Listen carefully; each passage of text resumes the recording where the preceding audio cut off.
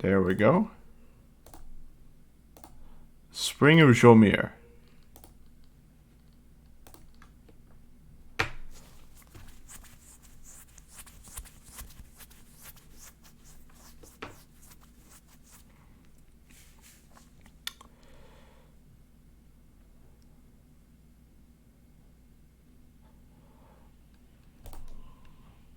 I don't remember if we had new stuff to read last time.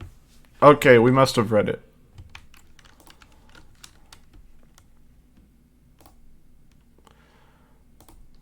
Well, let's get going. I forgot exactly... Okay, we're going to the Glade of Liu.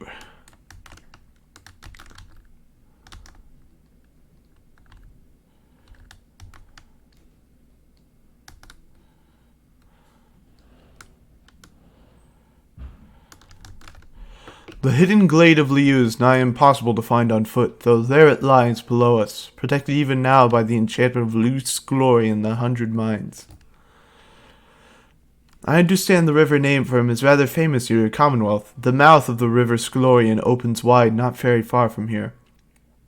The largest river on the other side, which cascades down eternally into the downside.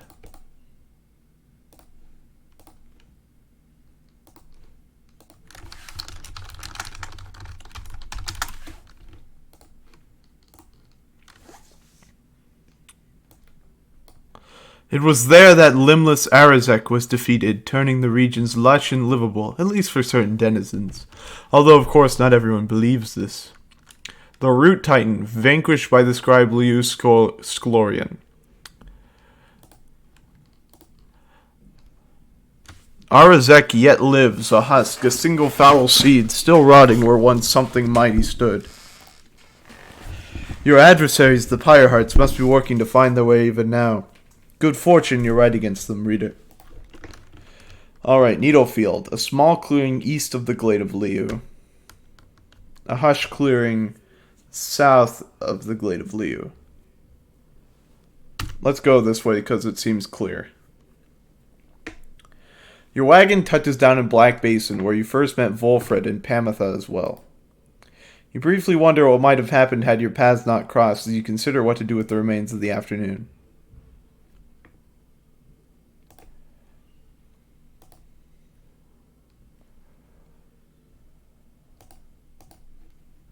Black Basin, in the words of Molten Milithy, the Wild Witch.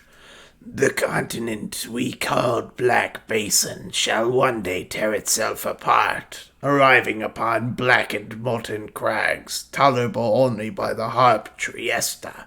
We pressed onward toward a suffocating wood. This land felt to us somehow primordial. Deep in its roots and noxious crevices lay innumerable clues as to its ancient history. But we had little time to excavate, for our supplies by then were thin. Further, we were lost. Our best attempts at circumnavigation all had failed. It was Liu Sklorian who reached out at last unto the stars, and they revealed the way. Then we at last could see the sacred Mount Alodiel there in the distance.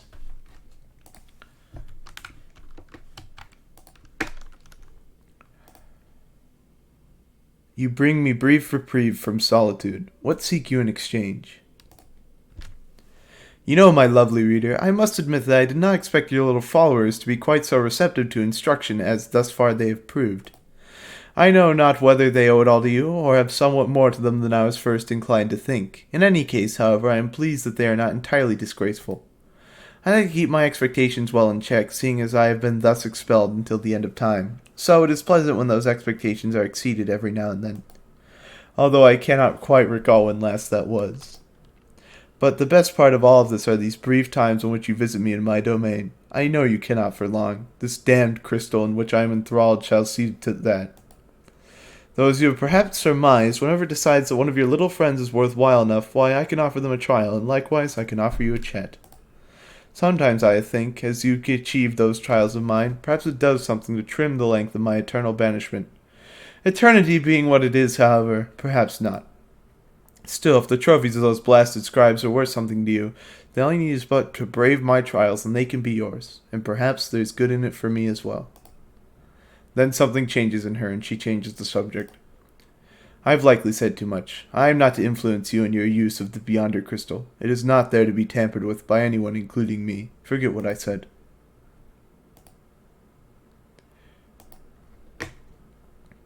Alright, May, let's go. You asked Sandra to administer one of her special trials for May.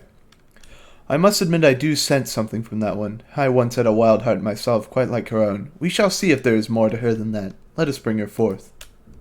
Soon May arrives in heat of the summons. The scribes! I think that if I listen carefully, that I can hear them calling out to me?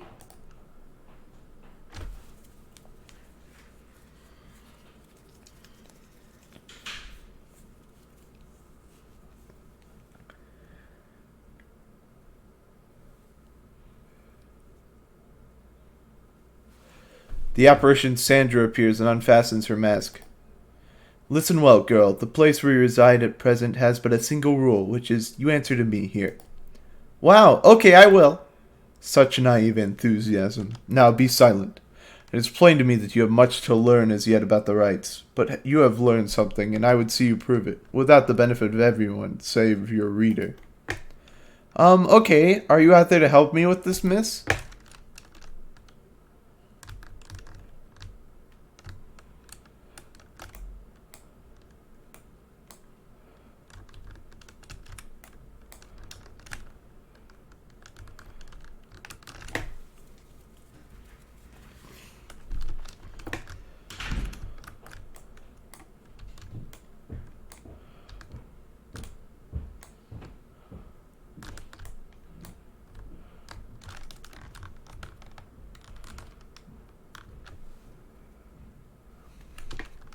Ouch.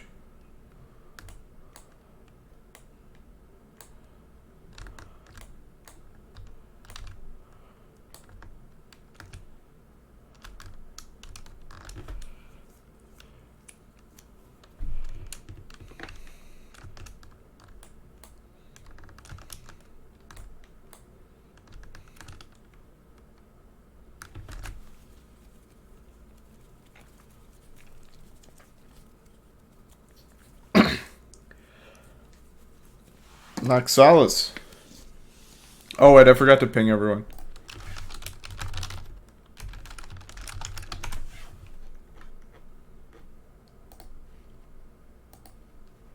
Okay, how did I do? How did I do? I must admit that you did better than I expected, girl. You have passed this trial of yours. Some congratulations are in order, to you and also to your lovely reader. Now farewell.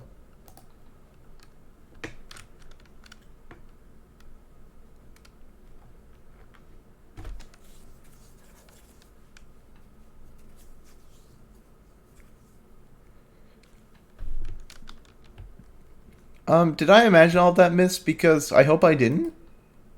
Wow, what is that you have there? Calamir's anklet. The royal trader's hollow band ensured the Sisters of the Arch were to carry out their mission. So this isn't actually a trophy. This was what Calamir paid the Sisters to kill the Emperor. Because he was the one who betrayed the Emperor initially.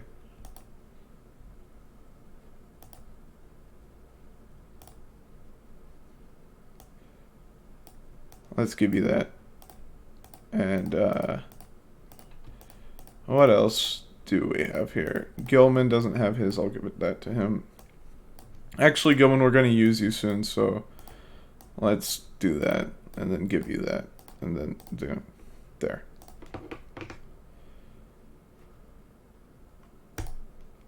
You volunteer to survey the thick underbrush around the black wagon together with Pamitha and Tizo. Try and keep up with me then, you two. The search turns up nothing much of note, though wandering with Pamitha and Tizo provides reprieve from a long day on the road.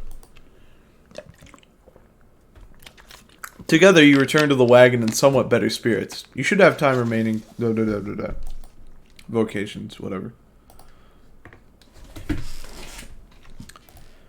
Alright, Rookie. You and Rookie go over what you know of the celestial landmarks you have been to, and how their properties impact the Nightwings and the Rites. You could tell he knows many of them well by now. Whatever happens, at least we got to see some crazy stuff out here, right, sister?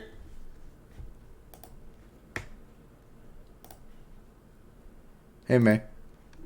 May seems to be talking to the Black Wagon's walls again, though this time something seems to have come over her. Little brother, what is wrong with me? What is wrong with me? What is wrong with me?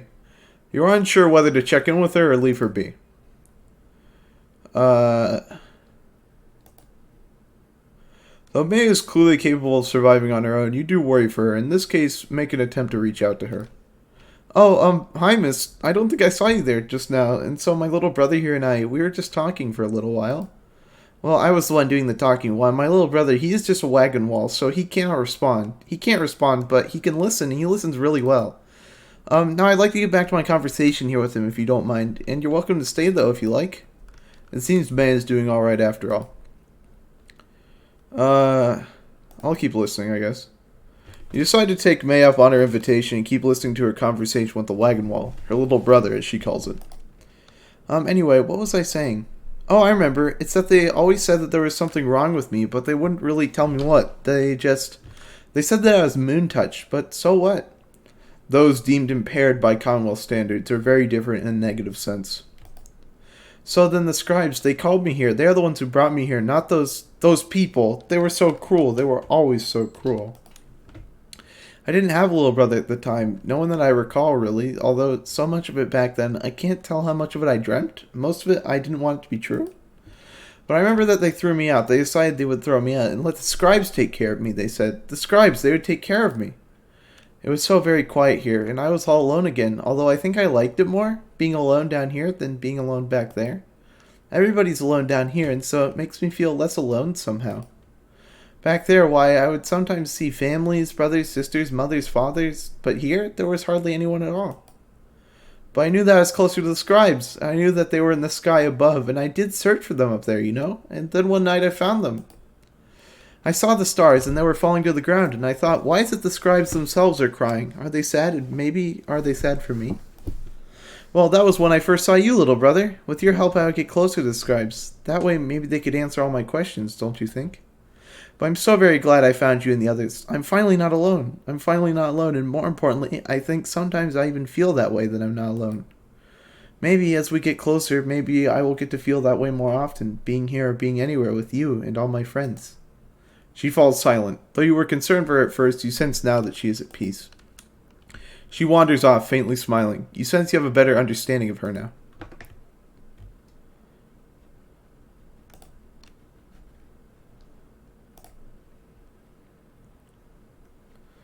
To the Glade of Liu.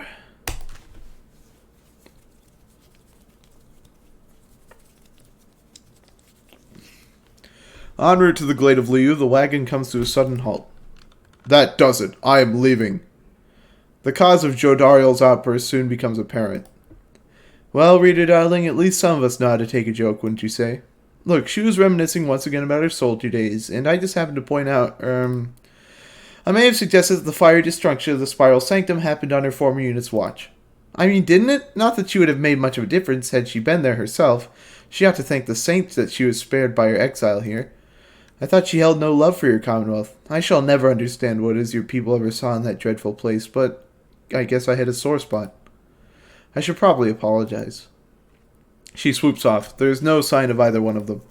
You organize a small search. It proves fruitless, but then Jodariel returns alone as if nothing happened. She is back to her calm self. Let us continue. I regret the interruption. Pamitha soon comes back as well. Oh, don't you worry, darling. I have definitely patched things up between us. Honest. At least, I think perhaps I didn't make things worse. She returns to her business in the wagon. You make ready to resume your travels, but make a note to follow up with them.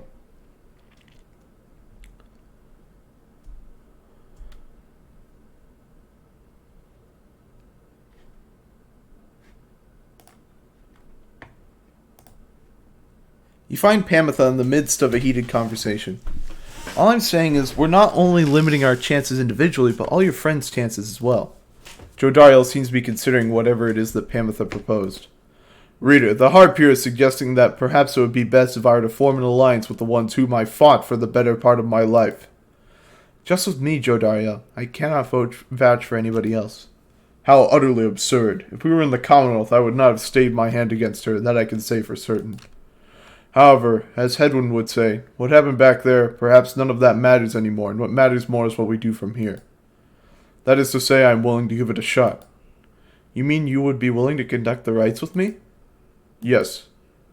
Excellent. I knew that you would come around. Thought she'd never come around, but I had to give her the benefit of the doubt here. I'm grateful for your open-mindedness. No need to let old enmities between our ancestors ruin things between us, or the others in our little party for that matter. After all, do not push it with me, Harp. We shall see if the reader here is thus inclined to Paris in the coming rites. I am willing to defer to her. Anyway, you see, I think I managed to make amends there. Doubtless we'll get on swimmingly in no time. Spanish voices, no, they're speaking a fictional language.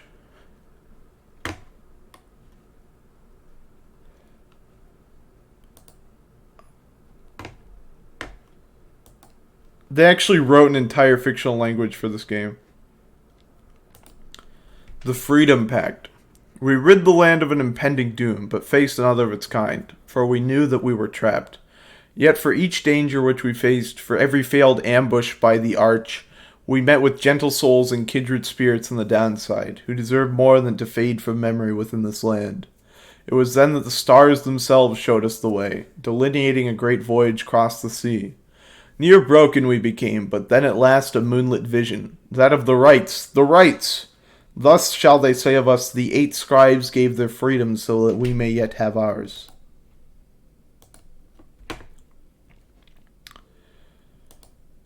The Glade of Liu. Never have I witnessed an affront to nature, mine and everyone's, quite like the poisoned woods of limbless Arazek the Root Titan, in his suffocating influence. I shall leave it to the boastful Underking to tell you more of Arazek's vanquishing, whilst I may tell you something of the glade that he protected, which became my own. For my own genealogy now occupies the soil there, and strives forevermore to prevent Arazek from taking root again. The brambles of the glade are constantly encroaching on themselves, then falling once again to dust. This miraculous cycle, reflected in the starlight piercing through the canopy, needs to be witnessed whenever the stars invite an audience.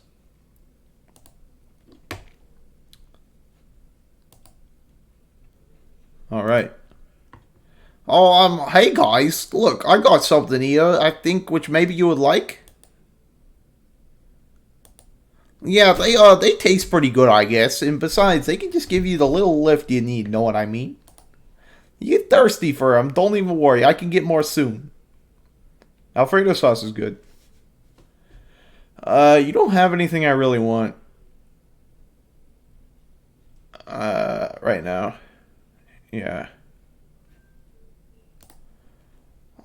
Just all our customers today.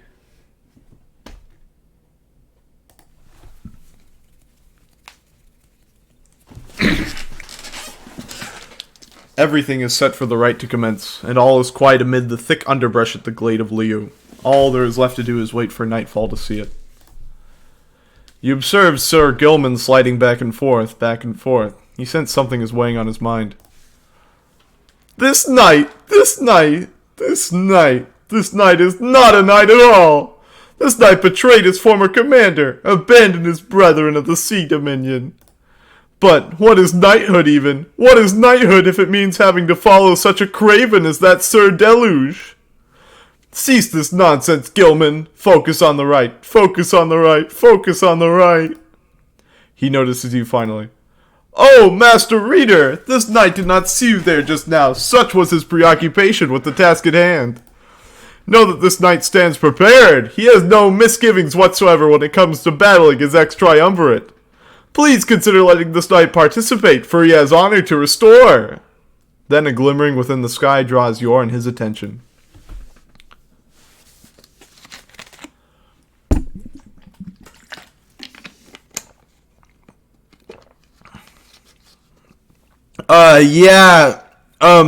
For Sir Gilman, I'm trying to do a Pleakley voice from Lilo and Stitch. Because he reminds me of Pleakley. It's a very difficult voice to imitate, though. Something else catches your notice in the sky this time. Strange new stars shimmering about the ones you recognize. The greater titans have returned. Some of them, and merely in spirit, not in form. But those dark stars are a portentous sign. Though they may light your way, beware the path which they illuminate, reader. So we can invoke the Titan stars for extra difficulty, but more reward.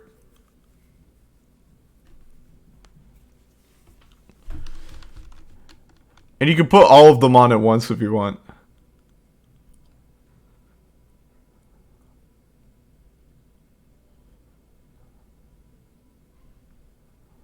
I don't want to put any of them on.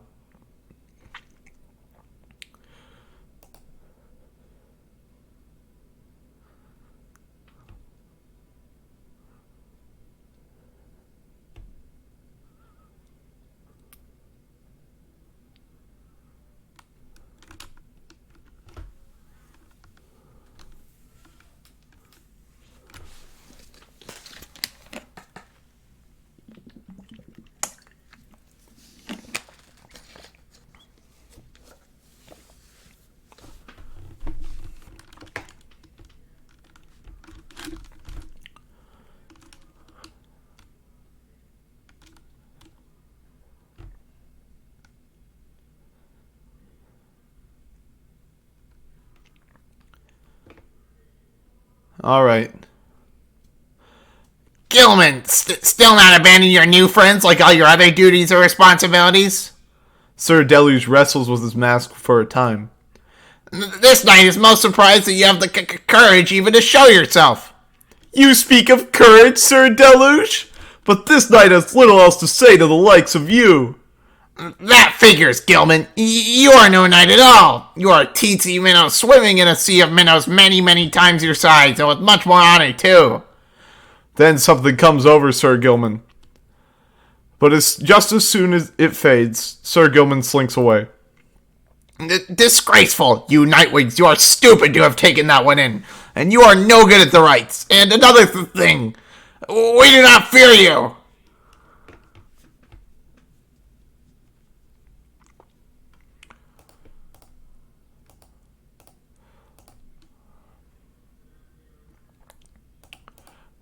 Okay, Sir Gilman. I guess I'll use Rookie. Just because I like him. And Tizo's always a good pick.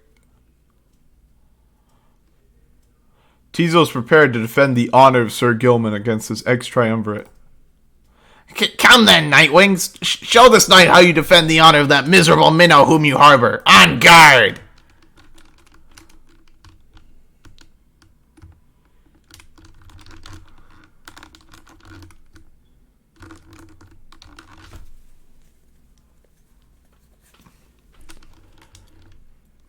Oh, no, not again.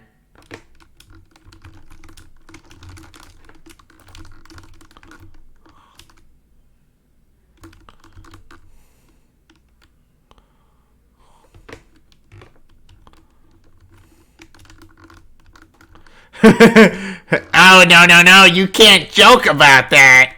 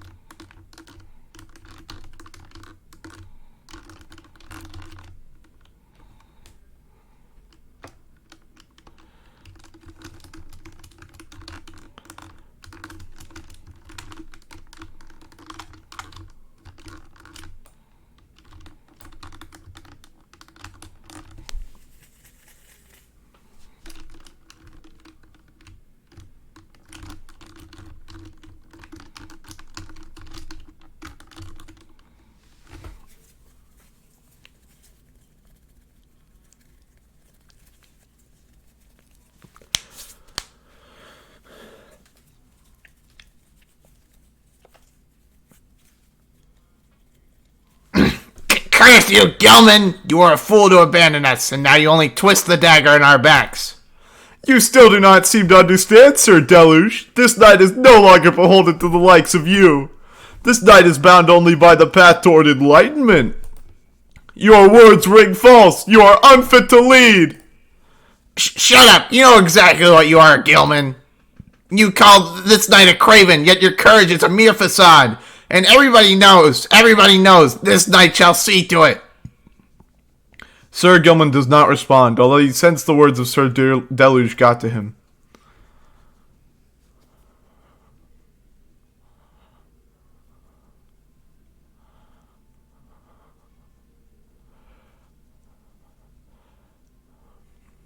As you can see, the Titan stars at a percent.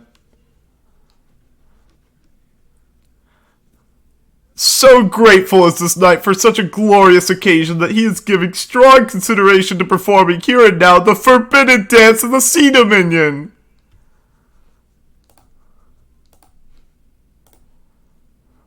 I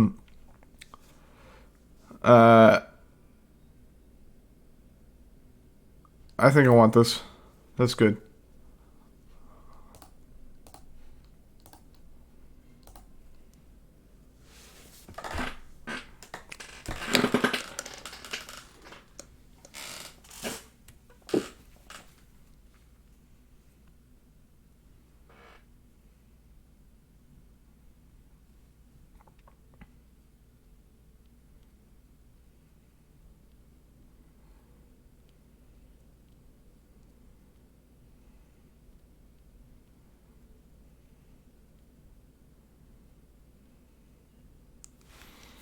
Back of the wagon, after prevailing over the Pyre hearts in a pitched battle, you're about to join the others discussing the outcome when Volfred finds you. Good work back there, my girl, though I'm afraid I must pull you away from any revelry, for there is something you should see. Please join me outside. Look forth, the golden star reveals itself to us once more. Indeed, somewhere deep in the infinite dark, a single star shines brighter than the rest. Liberation Rite number 2. Alright, Solium. Who are we fighting? Oh no, we're fighting the old guy.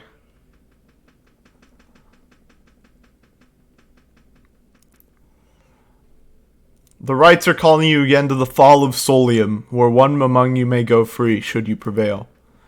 It is as we discussed. The cycle of the Rites is beginning to turn more quickly. Perhaps the scribes themselves have taken notice. Fortunately, having more frequent opportunities to free ourselves is not unwelcome to our plan, which is now 33%. I suppose it's good for everyone, including the Fate, who will oppose us next. Getting to Mount Olodiel ought to be a little easier than before at least. We should be able to make landing near to some of the old monuments of the scribes. Let's set forth at dawn. Soon everyone is off to rest as best as they are able, knowing that another chance at liberty for one of them shall soon present itself. Sir Gilman is in a contemplative mood. He has been rather quiet, at least more than usual, ever since his confrontation with Sir Deluge.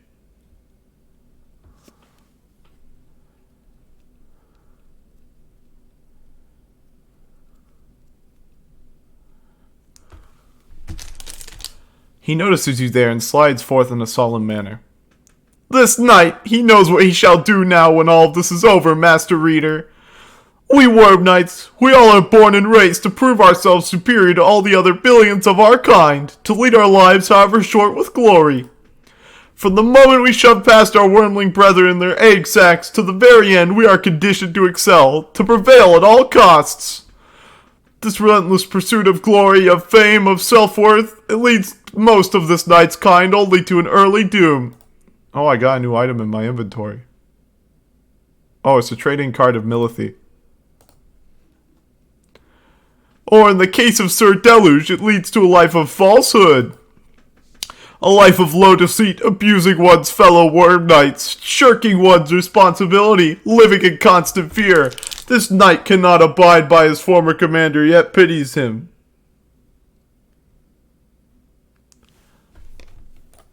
There must be more to honor than to lead a life engulfed in endless conflict. Then he looks at you intently.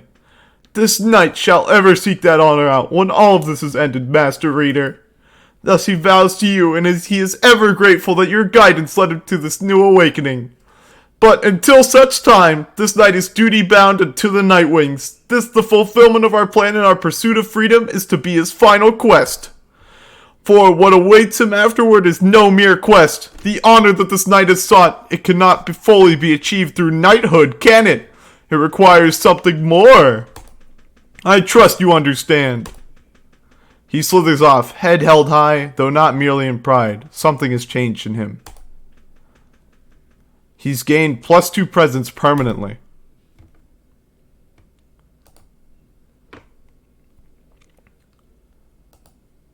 The Pyre Hearts. The Pyre Hearts all follow in the path forged by the Under King Orez, whose many mighty deeds exceed the smallest statue that somehow contained him. His is the most spirited triumvirate, their courage unfaltering, their hearts full. They live always with vigor, and perhaps they die with it as well. They are the Under King's own kind, as at home above the sea as in it, never ceasing, ever longing as they do for something more. The Under King chose wisely for these qualities, and teaches that a life devoid of passion is a life devoid of life itself. That burning passion is the fuel that drives the Pyre Hearts, and in turn us all.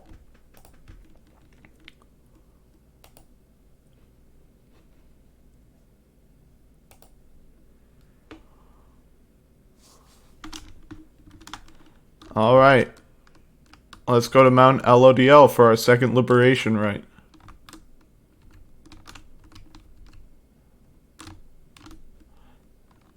But we have to land far away.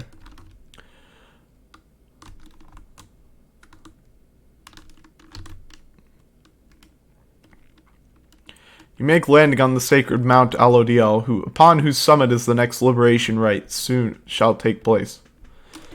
You wonder who among you may regain their freedom this time. Volfred finds you after the post-flight inspection. We shall have to tackle the rest of the trip to the fall of Soliam by land. May we soon liberate another of our own here. That should raise the chances that our plan shall ultimately succeed. I don't know. I don't know if I want to liberate someone instead of Dalmer. Magma Mug provides a bit of warmth on cold nights and something at which to nod and stare. You have returned, have you? What does he require? Leave me alone, reader. I am in no mood to talk to you at this time. She is concerned about something, but you cannot sense what, and she refuses to say. I see little need to keep on blathering about to you as once I did. I should not have let you in. Be gone. My services are yours, but this place is my own.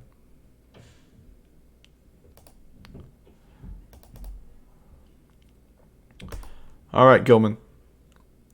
You ask Sandra to administer one of her special trials for Sir Gilman. You think that dimwit of a worm has any chance? Perhaps you are correct, though I put little stock in him myself. Though, let us bring him forth. Soon Sir Gilman appears in heat of the summons. Master Reader, is this knight perchance in trouble for something?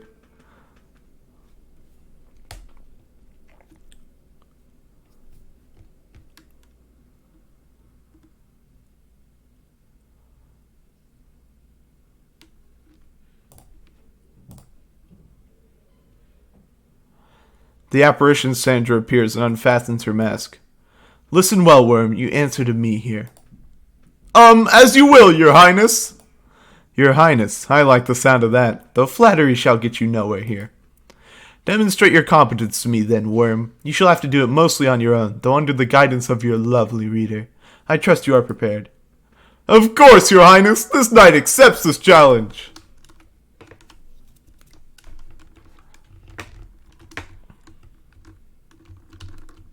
Oh, crap. Okay. Actually, that was calculated, obviously. So I could get the big, scary demon out of the way.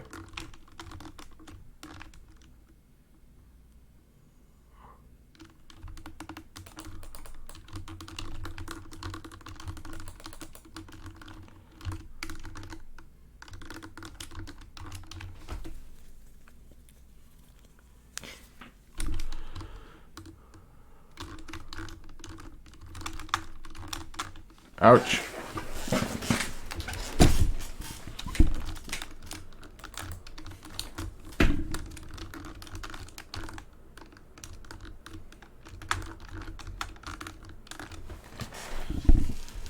That's a funny glitch.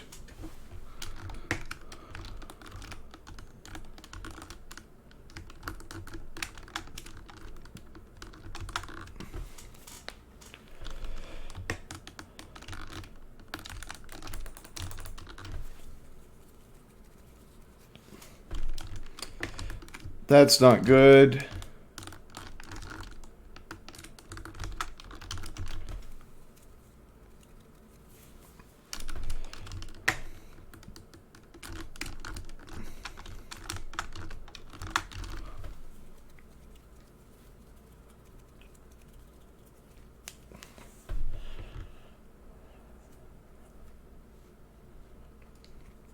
Huzzah! This knight prevails!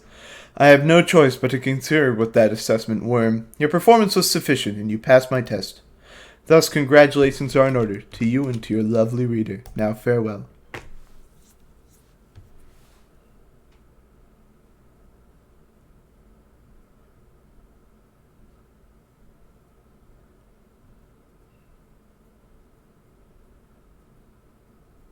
Master Reader, this knight is humbled after having passed that sorceress test. What? By the scales of the Under King Ores, what is that you have? Ores scale.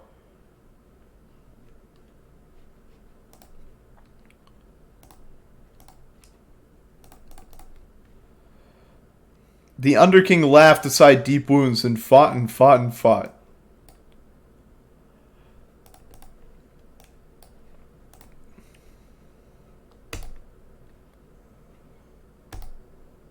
Later that day, you accompany Sir Gilman into the soul and beauty of the Emperor's ascent. Throughout his youth, the prideful Emperor Myr misunderstood how close he came to ruin, where a monument to Trieste Tithys awaits you. Perhaps through the nature of this place, you begin to sense Sir Gilman's inner thoughts, as clear as if he were speaking aloud. Have this knight's glory days gone by? He often wonders. Perhaps you know the answer to that. Please do not spoil it for him. Soon, you and he are finished paying your respects. You return to the wagon in silence, feeling as though Trieste Tithys has shown you favor. At dawn, you shall begin your ascent. For now, the solitude here is fit for pursuing your vocations.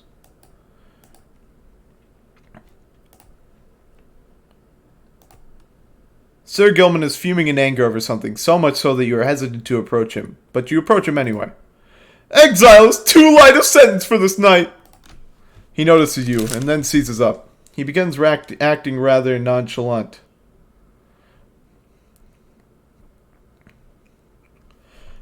As though his outburst did not just transpire.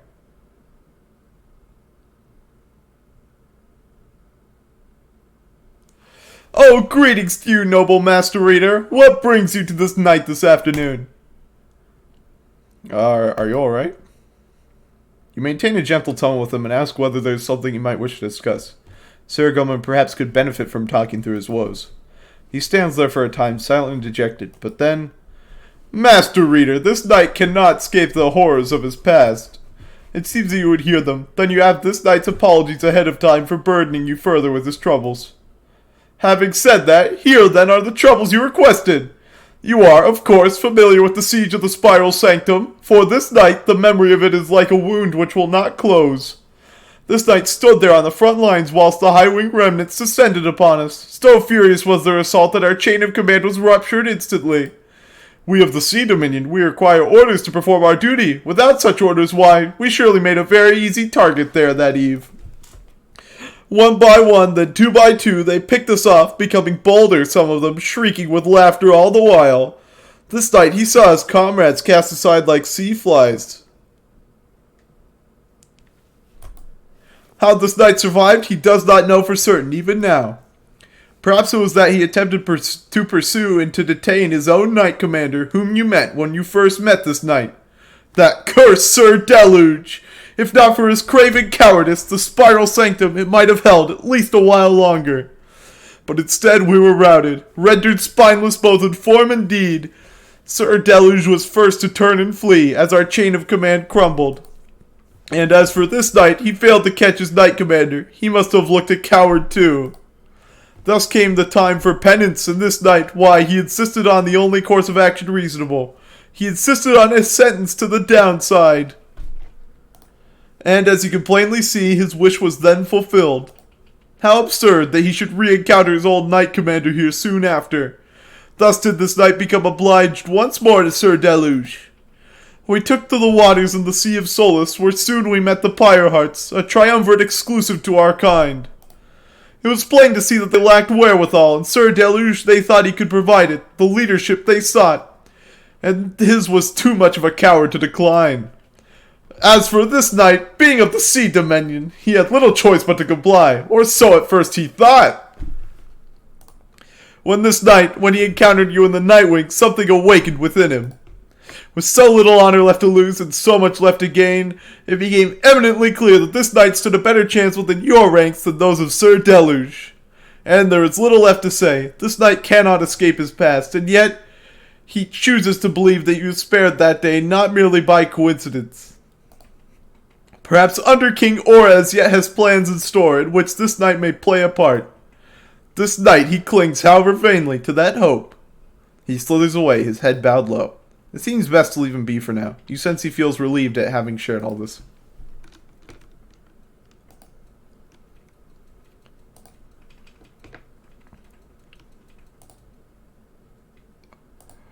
I could mentor Rookie more, but he wouldn't get a lot out of it. Who do I want to do after Rookie? Actually, I am going to mentor Pamitha because... Fine then, let's chat together for a spell. You and Pamitha compare thoughts on how each of your fellow exiles could contribute to prevailing in the Rites, and in which groups of three they maybe can achieve their very best. I chose her because she's the only one who doesn't have a trophy from the scribes. All in all, having to unlearn everything I've learned is going somewhat faster than I expected.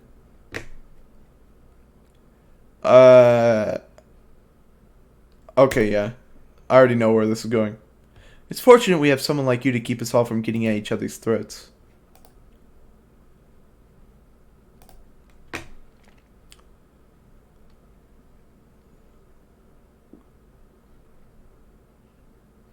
Let's go this way, because I want to use May in the next rite.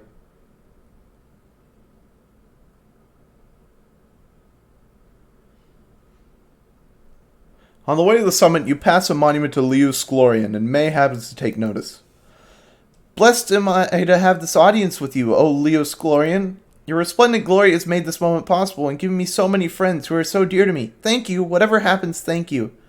She says little after paying her respects. However, as you prepare to continue your ascent, you sense that Leos Glorian has shown you favor.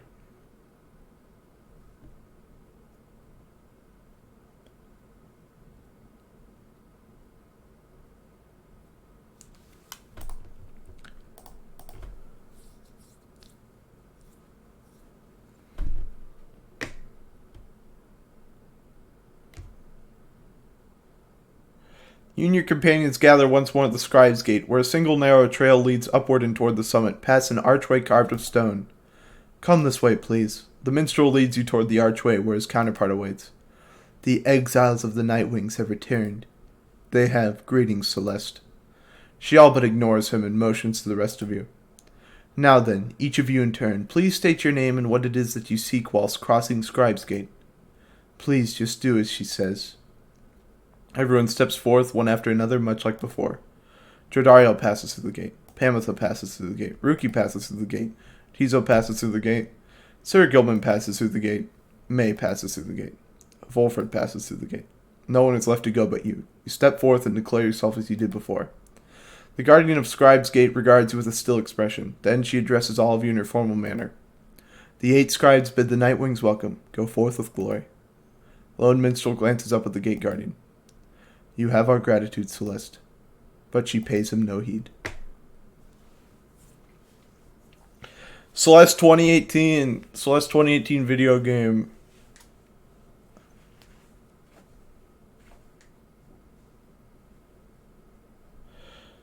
My brain is so like absolutely rotted that every time I see that name, all I can think are snowy mountains and depression. Again, you gain the top of Mount Alodiel, from which the downside sprawls before you. You wonder whether one among you soon shall follow headwind from this place.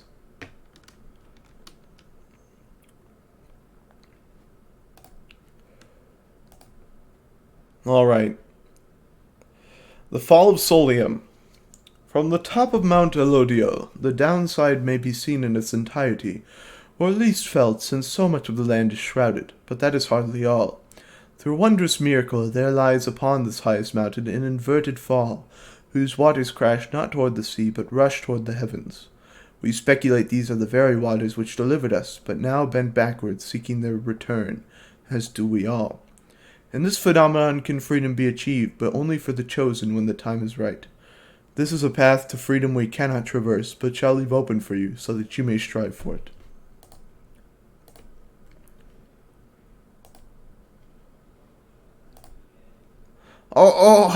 Hey, guys, you know, it gets real awful cold up here. Sometimes waiting for customers, so come on in, okay?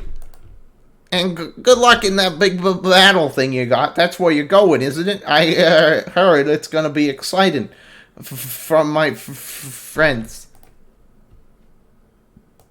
Let me sell this Mooncrest and buy that.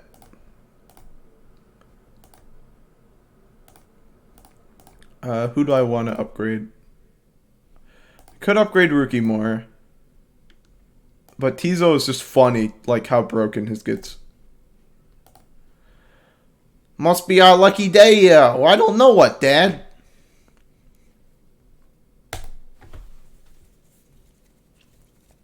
The time has come for your second liberation rite to commence.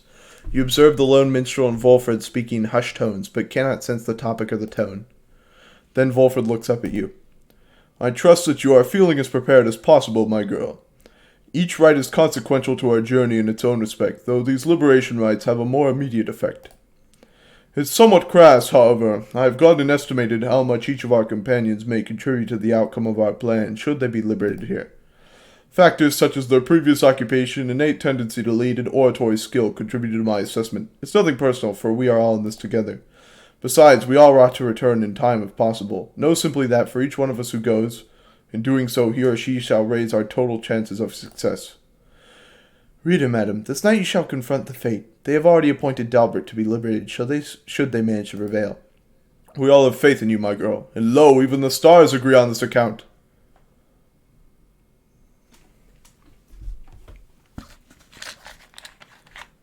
Hey, Titan Stars.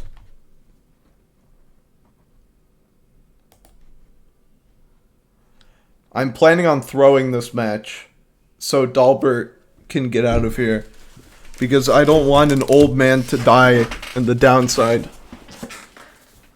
And so, to help me throw the match faster, we're going to spite some gods.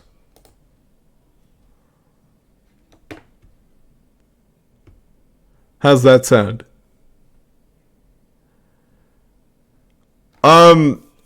I don't know if he dies if he wins, but in my initial playthrough, in the like ending part where it tells you what happened to every character, it says he dies of old age in the downside, and I don't want him to die in the downside. I want him to spend his last few years alive in a better place.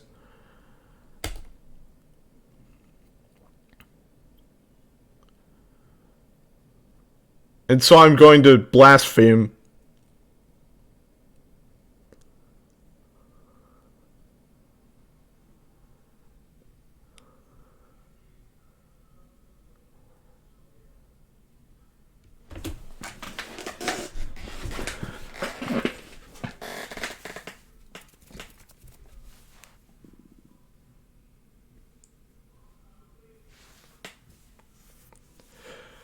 No, Ethan, since you're a reader, you can't nominate yourself. Because you don't actually play in the game.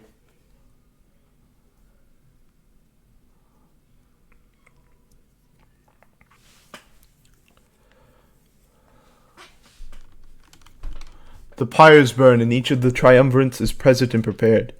I concur. Blah, blah, blah, blah. Then anointed one of the fate, come forth now and declare yourself, and pay any respect you have unto your adversaries, the Nightwings. The bent old cur, Dalbert, steps forward and struggles for a moment with his mask. Greetings, good heralds. I am called Dalbert Oldheart.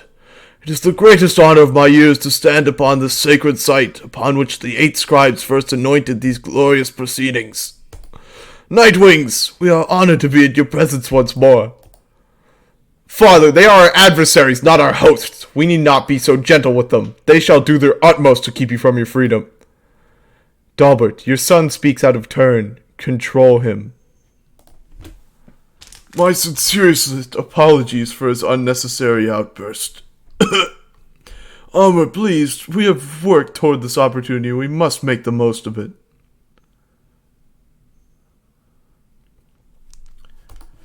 He puts his mask back on. My son and I stand ready to begin. Alright. Now then, have the Nightwings reached a decision on whose behalf they shall conduct the liberation rite? Reader, I am bound to tell you once more. The first companion whom you choose shall go. The low minstrel really became less articulate.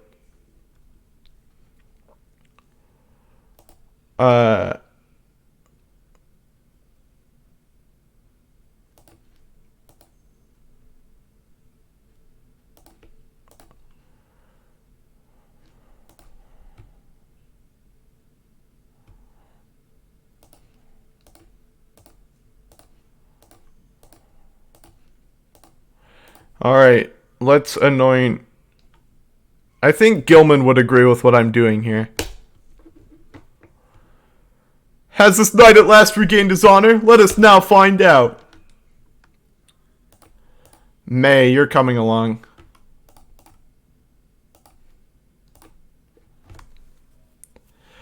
Oh, I can help? I think I can help. And finally... Rookies occur.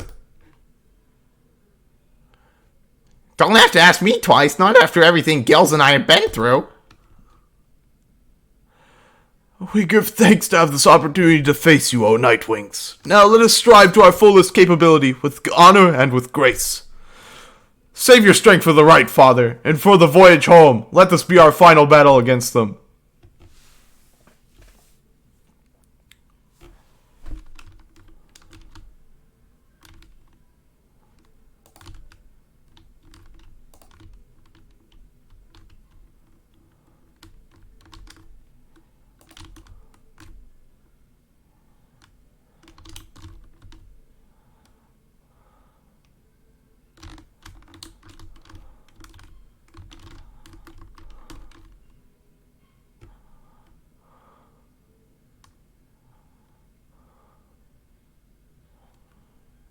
I'm gonna pee.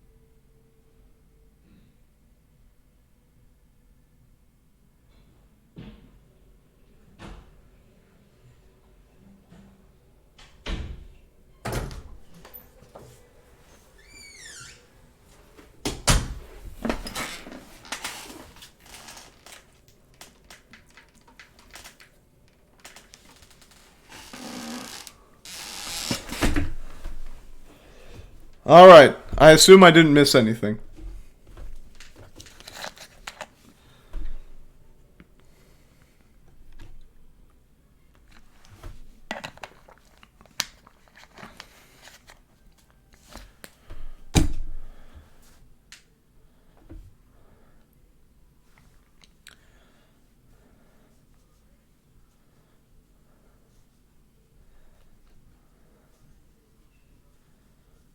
That's what you think.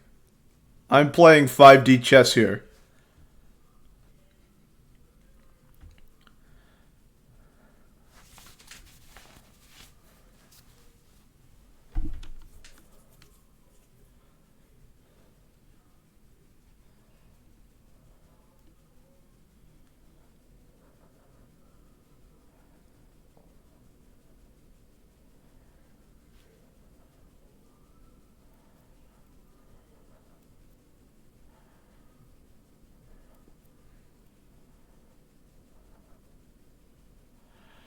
There is no room left for doubt that this knight's honor yet lies yet scattered all about these lands. He shall just have to go and search around for it some more.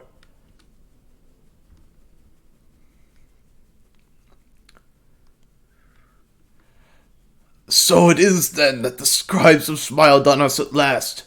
Come, Albert, my son, let us be together as a family in this world one last time. Oh, father, at long last, they embrace, father and son. Then Dalbert utters something and touches Almer on his forehead, the prayer of anointment. Before Almer can respond, his father leaves him into the shivering pool. No, father, what have you done? You were anointed first. This victory was yours. Wait, father, it was your time. This was not my time. It was not my time. But the shimmer pool is sealed. Farewell, my son, and farewell, Nightwings. Dalbert bows to everyone. Slowly then he walks away. Almer has earned back his freedom. He threw his son in there.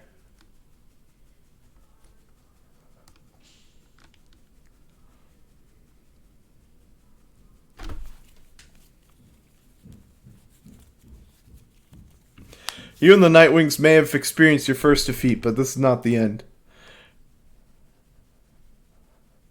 Okay.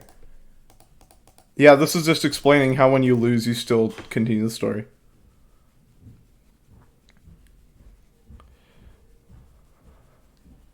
And here they said old Ricky Greentail wasn't ever going to amount to anything. Not that they ever said anything like that about me, since, as you know, I'm very well regarded where I'm from, by everyone, in fact.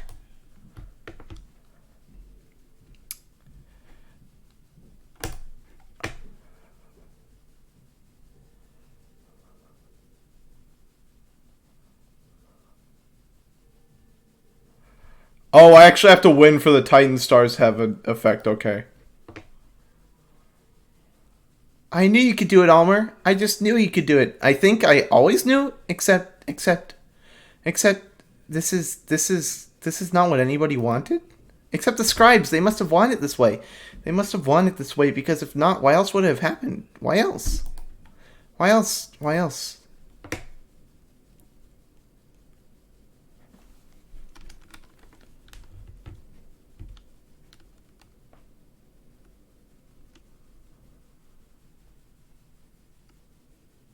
Back at the Black Wagon, after the outcome of the Liberation Rite against the Fate, the scribes denied us. I'm beat. See you people in the morning. Although you did not succeed in liberating Sir Gilman, there is some consolation. The rite shall continue, and before long you shall have another chance. We did what we could. With each liberation rite, we strive to advance our plan. 34% now. A brighter future awaits us at the end of the path. For now we must persevere. Speaking of which, reader, I take it you have seen the stars, or I should say the lack thereof. You have, or did. Once more the sky is all abyssal darkness, following the liberation rite. No stars illuminate themselves to guide you further on your path. Then let us go once more to Moonlight Alcove. I have an errand I must run, besides, once we arrive. Best we recover now and make our way southward at first light.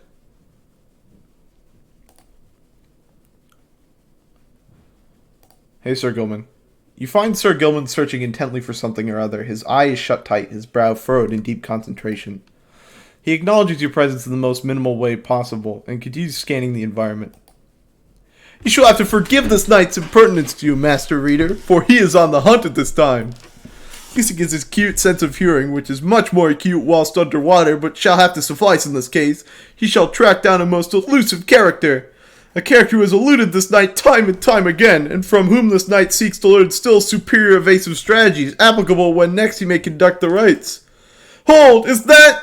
You have no idea to whom he is referring when... Stick it up, worm. You're caught out. Could have wrung your neck just now, you know.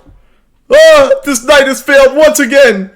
Alas, Master Wookie, once more you have outwitted this poor knight and outmaneuvered him. Please, you must reveal the secret to your speed and gunning.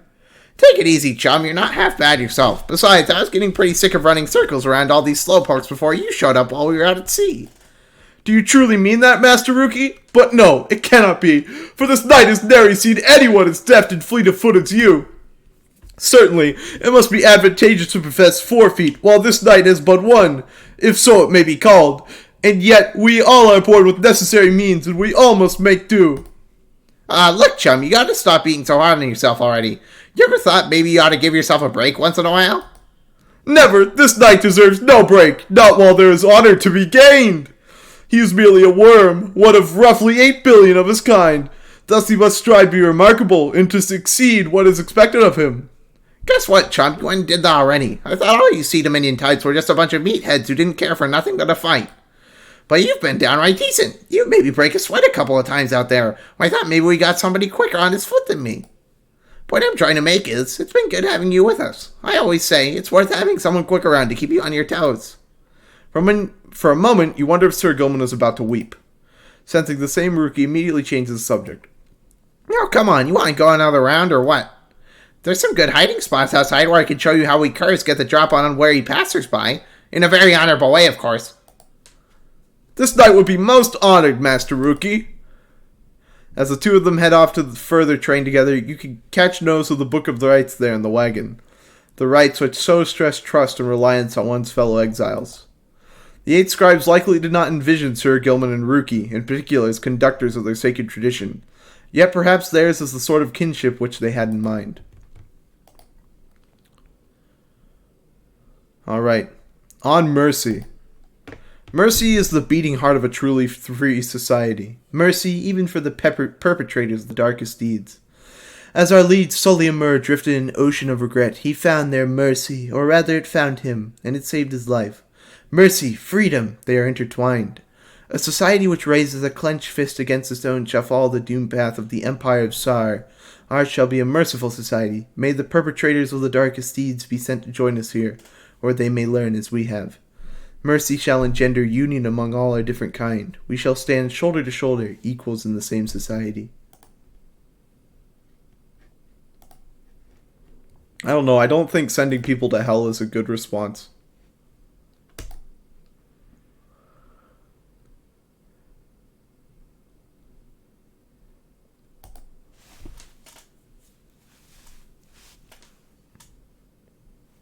The downside is Chicago!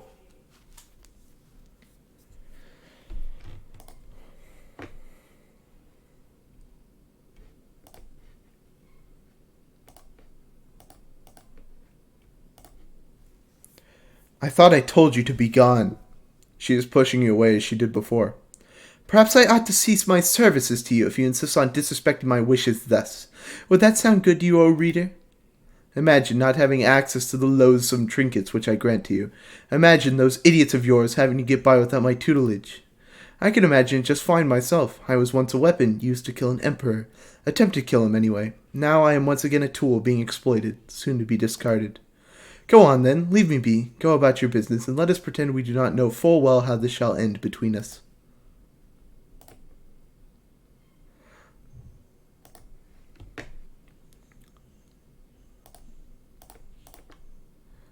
Alright, Pamitha, let's go. Oh, you mean that feisty harp. She may yet be taught some manners, I should think. I shall attempt to bring her down to size. Let us bring her forth. Soon Pamitha arrives in heed of the summons. You called for me, reader darling? Ah, it's that crystal. Then let's hash it out. I'm ready.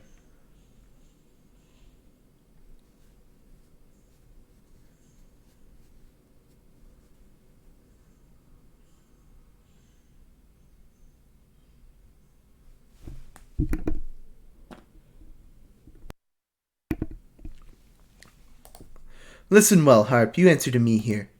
Oh, a bossy one. Sure then, go ahead and tell me more. Such a delightful student for a change. Come then, let us see what you can do, left to your own devices. Save for your reader's vigilance, of course. Let's show her what she wants to see then, reader darling.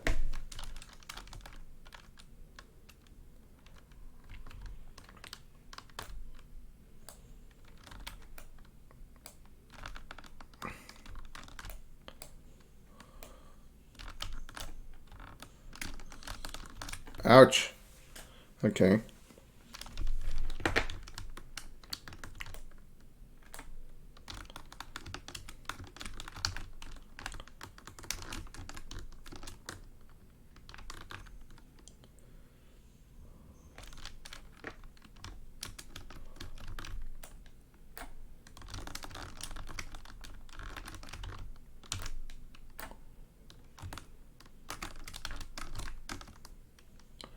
She has a really good dash.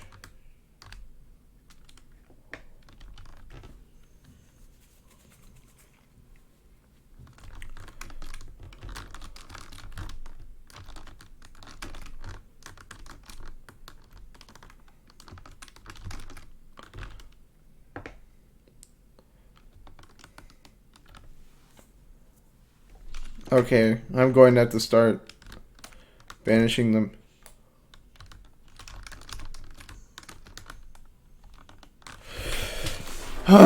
Okay.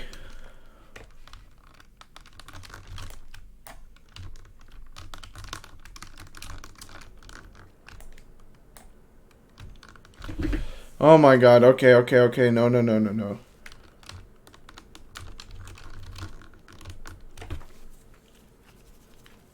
I should probably just reset. Yeah, okay.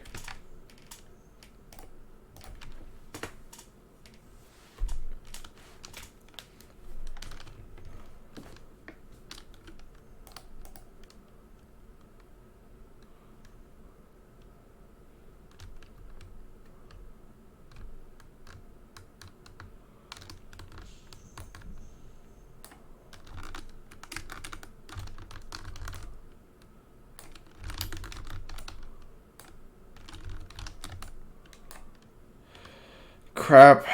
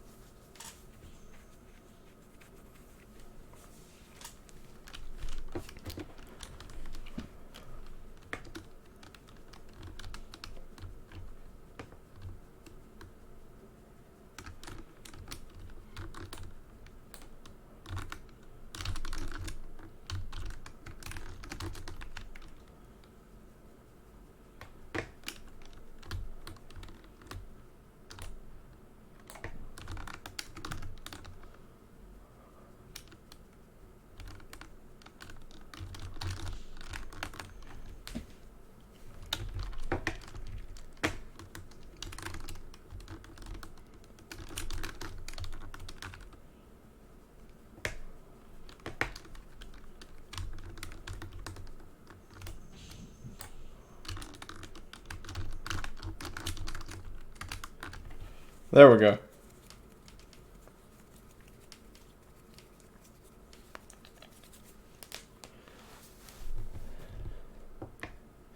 There now, is everybody happy? Oh, happy as can be, my doubtless pretty harp. So good of you to ask. On top of that, your performance was sufficient and you passed my test.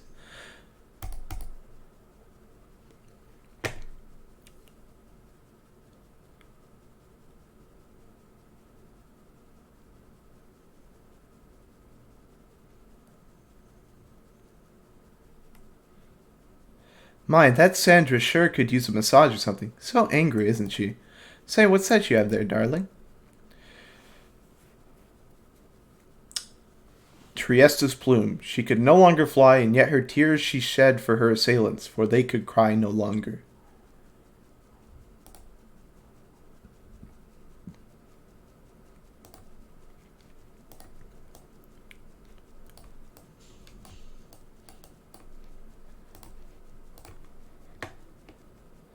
Bide your time, lie in wait, Sonic Underground.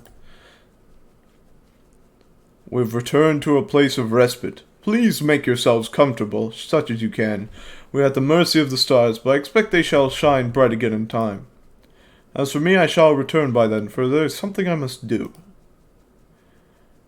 There, from atop the sacred mountain, you gaze down into the abyss that is the downside.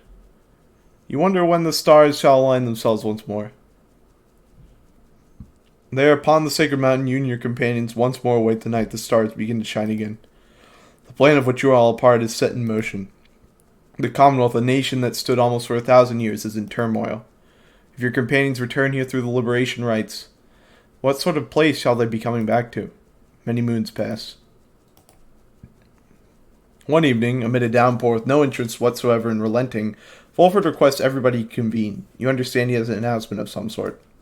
Soon everyone is assembled, and Wolford regards the group. Everyone, there is an aspect of our plan which I have not talked about with you of late. Look around at your companions. What do you see in them? He lets the question hang a moment in the air. I'll tell you what I see in all of you, in all of us. I see in all of us a living vision of the 8 scribes themselves, each one among them hailing from the different tribes which later formed our commonwealth.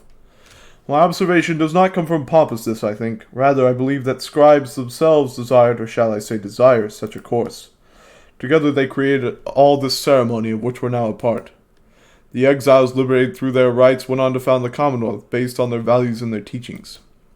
Thus, an instrumental aspect of our plan is to embody the spirit and the culture for which the Commonwealth arose so many centuries ago. That way, when we are all united on the other side in solidarity, the people all shall see that we reflect the values they yet cherish in their hearts, not merely on our own. Anyway, we are still missing one key representative on behalf of Molten Milithy. The mistress of fire and dust claimed she could shatter the world with a flick of her wrist. And I think I happen to know a certain bog dweller who I think shall fit the part most splendidly indeed. He motions for someone to approach. A certain bog dweller slithers forward. You recognize her straight away. It is my pleasure to introduce you to a dear old friend of mine, whom I believe you've met. Welcome to the Nightwings, Bertrude. The bog dweller called Big Bertrude utters something guttural by way of greeting. We are to understand that you require further aid from us. Yes, dear Bertrude, the time has come. Bertrude here is far and away the most accomplished alchemist whom I have ever met. You soon will find that she knows much about the rites as well. Bertrude looks at you and your fellow exiles, each in turn. We frighten ye, apparent. Everyone is silent as Bertrude searches their expressions. Then tremble, small ones, and hold well thy tongues.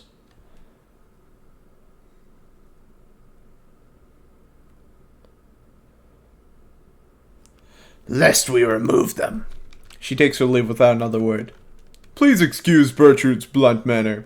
I guarantee she shall more than make up for it. Everyone disperses. It seems now that the ranks of the Nightwings are complete. Now then, my girl, perhaps you notice that the stars are bright once more up there behind those stubborn rains, meaning it is time that we got back to business. Alright. Where are we going? Orez, Milithy, Jomir. Okay. Lendel's at Orez. Ignarius is at Milithy. Manly's at Jomir. I don't want to go to Milithy, because it makes everyone feel like shit whenever we're in flagging hands. I don't like Manly. I want to avoid him as much as possible. So, let's go to Orez. Lendel's annoying, but he's not as dangerous as Manly or the Pit of Milithy itself. So we shall soon square against Lendel the Liar and the accusers. Him I know all too well. Perhaps you notice that he doesn't like us very well. Very much. He then tells you what he knows of your next adversary. Lendel the Liar, the first adversary you confronted in the Rites, not long after you took your first steps on the path to freedom. A former constable of the Commonwealth, he gained a reputation for his strict and brutal manner. By any means, he always caught the crook. Once he arrested a civilian who hated him, on suspicion of theft of Commonwealth artifacts that had gone missing. Lendel discovered the artifacts himself in the civilian's home. The suspect was soon exiled. Still, he denied the charges, even as they cast him downriver. The case was investigated further, though too late. Suspicions turned to Lendel. It turned out he planted the damning evidence himself, so he was exiled in turn. In the downside, he soon became acquainted with the Rites, having heard of all this from several people in high places. He asserted himself as the de facto leader of the accusers. They bent to his aggressive nature and prevailed many times under his watch. Yet each time his chance at liberty arose, the Nightwings either defeated him or simply did not show. He wishes more than anything to outdo the Nightwings, perhaps even more so than to be free again. Let us give him another opportunity. For now, have a good night, my girl. You bid Volfred a good evening. At dawn you shall take flight again. Hey, Bertrude. You find Big Bertrude looking about the black wagon in a disapproving way. She fixes her gaze on you. Her expression does not change. Such a clutter added to this wagon since we looked upon it last. Unsightly. We remember thee from our abode in Flagging Hands. Then thou must be the reading one to whom Sandalwood referred. She moves in close, studying you. You recall that the mere touch of a bog crone of the southern bogs can induce paralysis or worse. The cold and forbidding marshlands are home to the bog dwellers of Sar, colloquially known as crones. Not one such as thee can extract meaning from that tome. 'Twas a feat we wished to witness for ourselves. Thy flesh has seen but the smallest fraction of the years which ours withstood, and yet we are expected to believe that thou canst understand the Book of Rites. Then she backs away, for someone else has joined you. Hail, Bertrude, madam. Is everything to your liking at this time, or is there something more which you require? We have been unable to locate a supply of rotworm gizzard extract among thy belongings. Other than that, we shall lodge no complaint at present. It is possible that Volfred has a small supply among his possessions here. If you would care to accompany me, we may yet procure some. That would be agreeable with us. Then after you, madam. As they depart, you think you see the lone minstrel nod his head your way. Bertrude's decks. Unusual etched cards depicting the greater titans. Probably for curses and enchantments. And also there's a card with Milithy on it right here.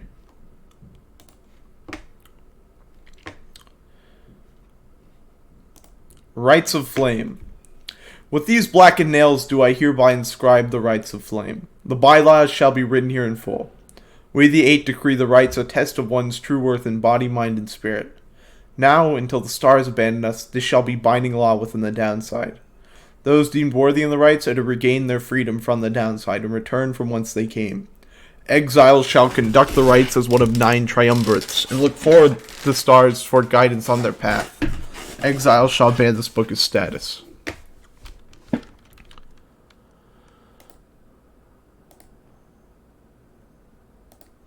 Oh, that's the only page. Oh.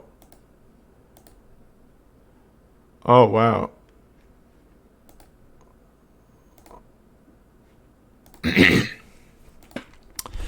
The essential structure of a rite shall be as follows. Where chosen by the stars within the dark of night, shall 2 triumvirates stand in opposition, far enough afield, beside their consecrated pyres symbolizing the resolve.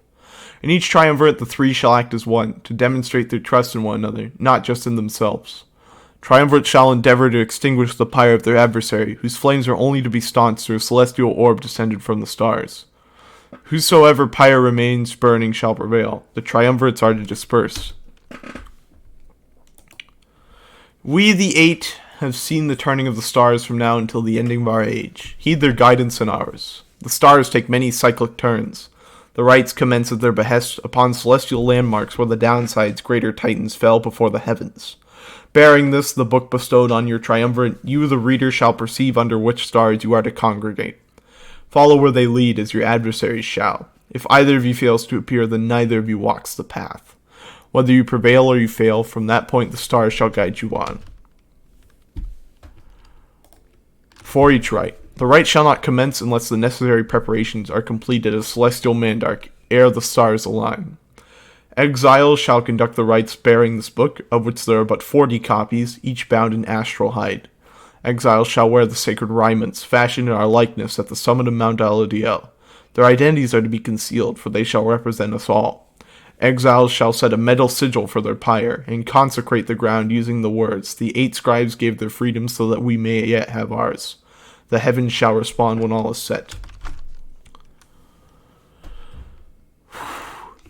During the rite, each triumvirate shall act as one, unerringly and without question. The disobedient shall suffer banishment or permanent expulsion.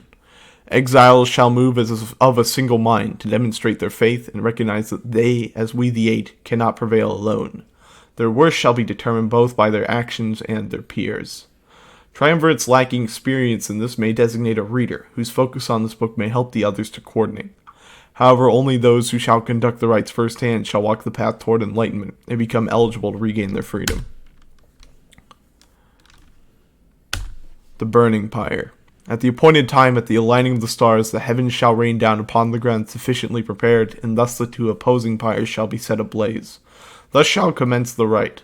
Triumvirates are to protect their pyres, as they would their lifeblood. Lifeblood itself is never to be shed, before, during, or after any rite, lest the disobeyer suffer permanent expulsion. Exile is injury enough. The rite is an act of mercy.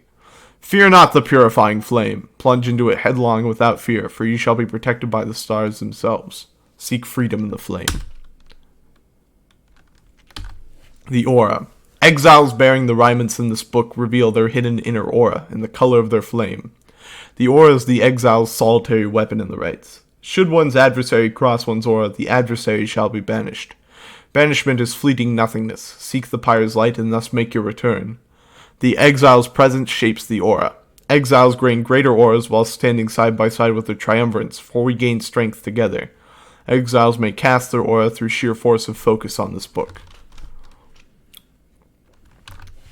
As the celestial orb. As the two flames are lit, so shall the celestial orb fall from the heavens. But one such orb shall be availed by the stars, requiring triumvirates to vie for it. Its cosmic connection to the flames, the raiments, and this book bestows the necessary qualities for its bearer to prevail. Effortlessly sails the orb between the three and the triumvirate. It seeks the grasp of whosoever acts among the three. Once grasped, the orb shall draw within it all the bearer's aura, fueled by the triumvirate's own flame. It is to be cast into the flame. The path. In each rite we gain enlightenment, whether we prevail or we fail. Indeed, through failure do we tend to learn the most valued lessons, provided we survive. None among us have prevailed without it. Exiles who walk the path toward enlightenment shall at times be struck by an epiphany and achieve mastery in some respect. Choose well amongst those blessings we bestow. Thus you may yet achieve your potential and suppress your adversaries. What's the funny... Oh, haha, he did say among us. Whenever you prevail, your triumvirates earn favor. In time, the triumvirate with the most favor shall be summoned to the liberation rite to earn a chance at freedom. Then the cycle shall begin anew. Liberation. The liberation rite takes upon the fall of Solium, under a blooded moon, witnessed by the heralds from the stars. There the most favored triumvirate shall confront the one which we appoint. These two triumvirates first shall pass through Scribe's Gate, where their worth shall be assessed under the stars. Only the most enlightened exiles within each triumvirate may be anointed for a chance at freedom. Two of their companions shall support them whilst they strive. The anointed champion of the triumvirate which prevails then shall plunge into the shimmer pool and return in glory.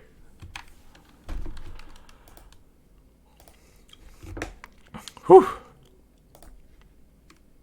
Alright, let's get going. You rise early that morning, though Bertrude is already awake. She scowls at you.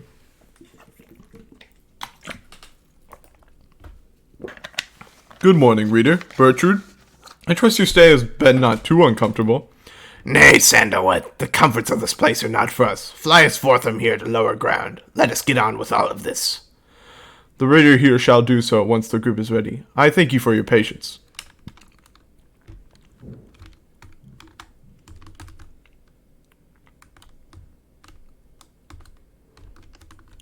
Soaring far above Sklorian shore, the frozen oasis tucked between the chaos of waking one the sacred Mount Olaudio, a place to pause and reflect before a grueling mountain climb, you notice Pamitha gazing down at the frozen cliffs below. That damn place down there. I like it least of all, I think, among everywhere we've been. I'm thankful that there's been no reason to return. Reminds me of my home is all. The high-wing remnants, we all grew accustomed to the thinner air amid the cliffs that breaches the clouds above your commonwealth. But it was not the nicest place. Little wonder that my sisters settled for a rather warmer base of operations in this land there by the nest of Trieste. Anyway, I'm pleased to have to spend as little time as possible near here. Let's fly on by and go about our business.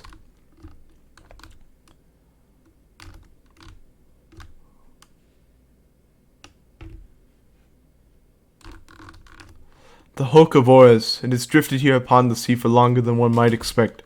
Perhaps you have already read of the doomed ship's demise and the embrace of unfathomed blurriness. Some say it was the sea itself which preserves the ship's remains, hidden properties within the water, sea creatures binding together ruined planks of wood. Those such as yourselves and the accusers know another truth, I gather. The stars would not align over the wreckage if it did not have greater significance than first appears. May you have good fortune there during the coming rite.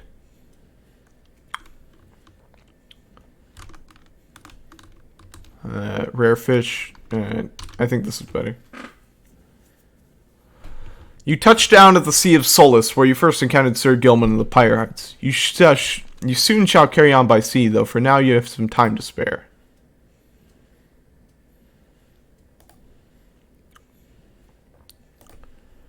Fulford is poring over a copy of the Book of Rites as you approach. He looks up at you and smiles. The road to freedom, written in a book that hardly anyone believes exists, and fewer still can read and comprehend. Sometimes I marvel how absurd all of this is, my girl. Tell me something, though. I've spent so much time considering the book, but known so few with whom I could discuss it in much detail. You've had some time to turn through it by now, so what do you think? Worth all the fuss?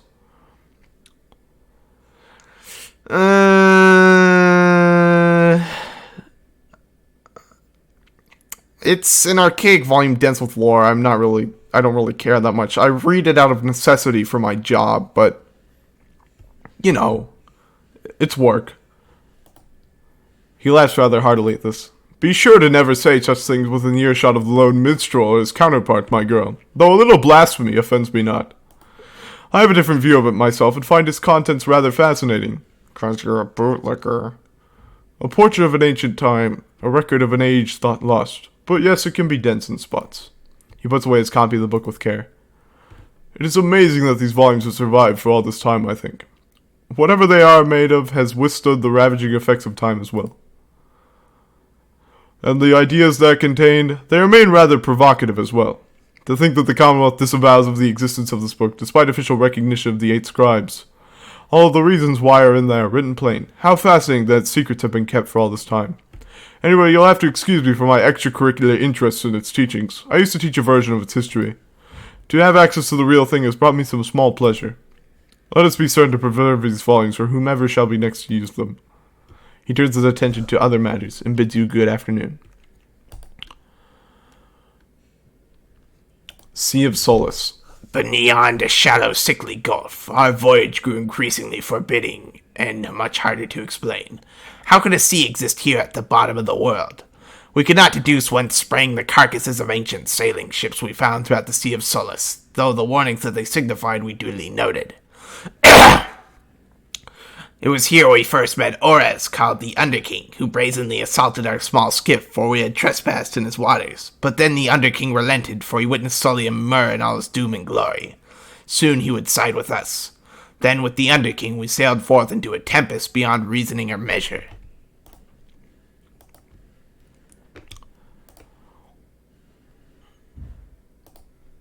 As you walk through a dark corner of ragged rock, the north current towards Stormwall passes by old carcasses of ships long gone, which is also the place that holds the downside record for most shipwrecks caused. You sense a presence of some sort, which reaches out to you.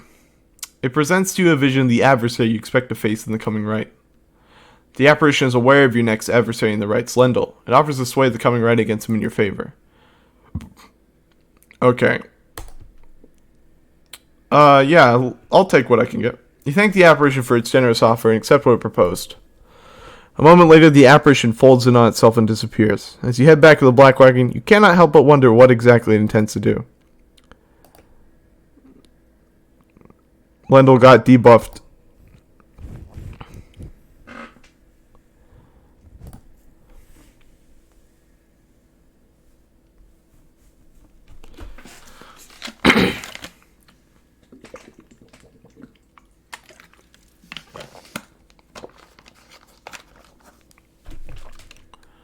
The Hulk of Ores.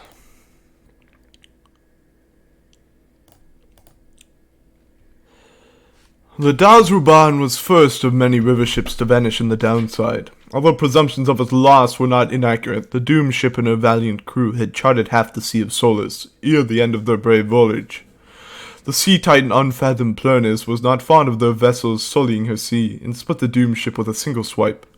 The ship's own shattered prow would later end the Sea Titan's cruel reign, as the boastful Underking loves to recount. The stars themselves must have been moved by this, that point within the sea now sacred as the stars dancing in homage every now and again.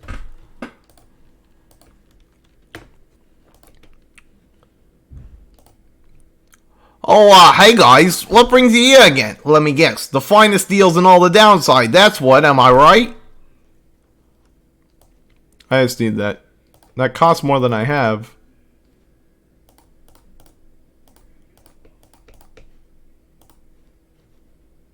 Wow, I'm surprised. Usually I have a lot of money by now.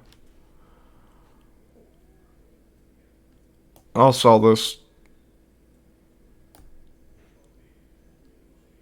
Actually, no, I'll keep it because Bertrude doesn't have anything.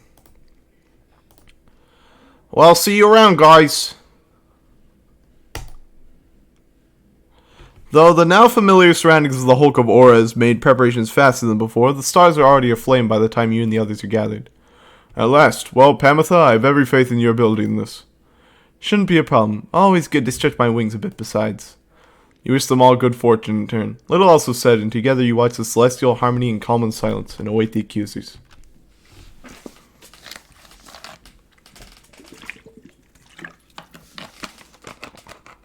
Oh, the Titan stars stay on?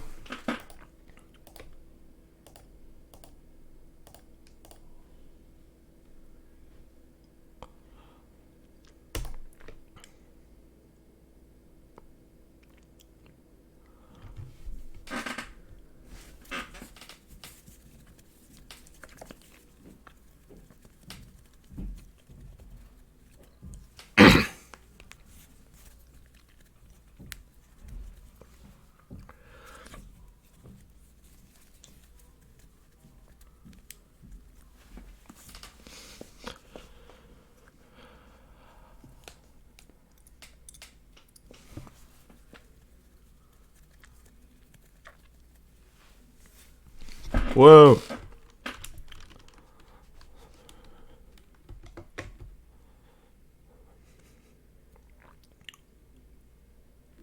You.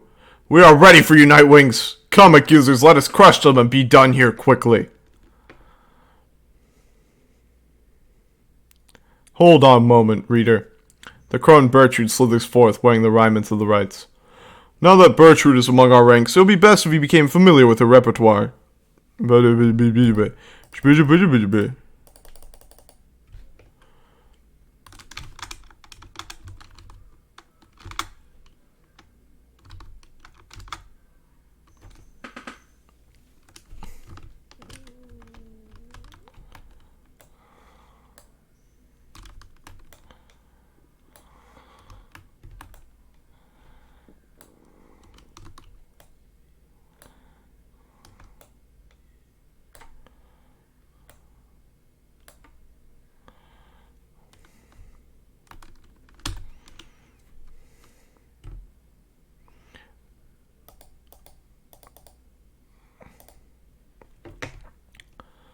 Okay.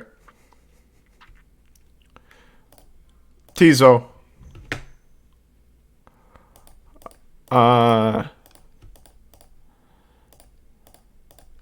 Gilman knows the terrain.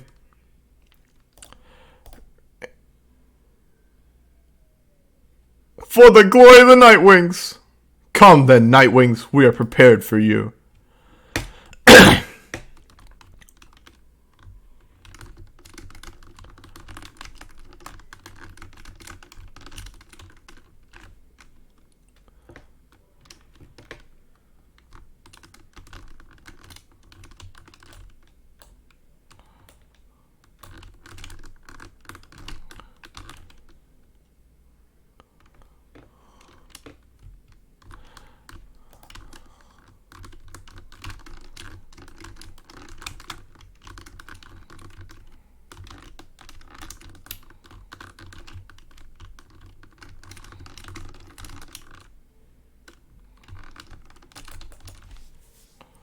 Ouch.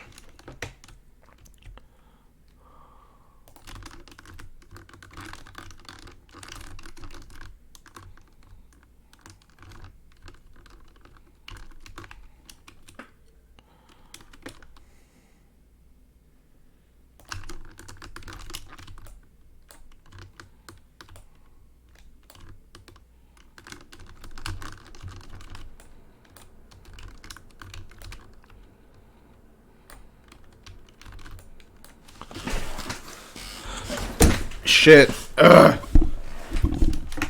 You soon shall find that we have much, much more where that came from.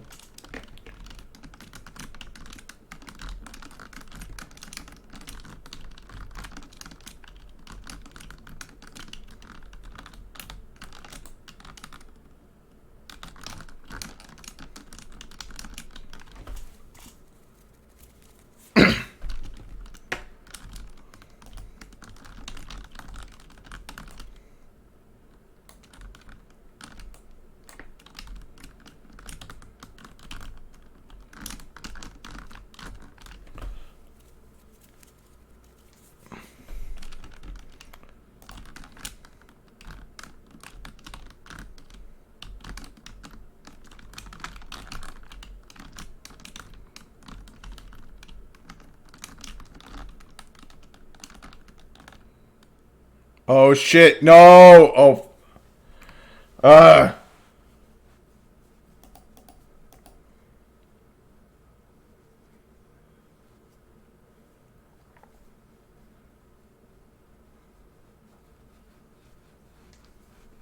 You low-life Nightwings, may you savor every taste of the bitter defeat that we prepared for you this eve.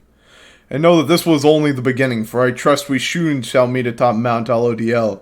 Then may I be rid of you at last, and rid of this damn place besides. Tizo has nothing kind to Screech when it comes to your adversary, Lendl.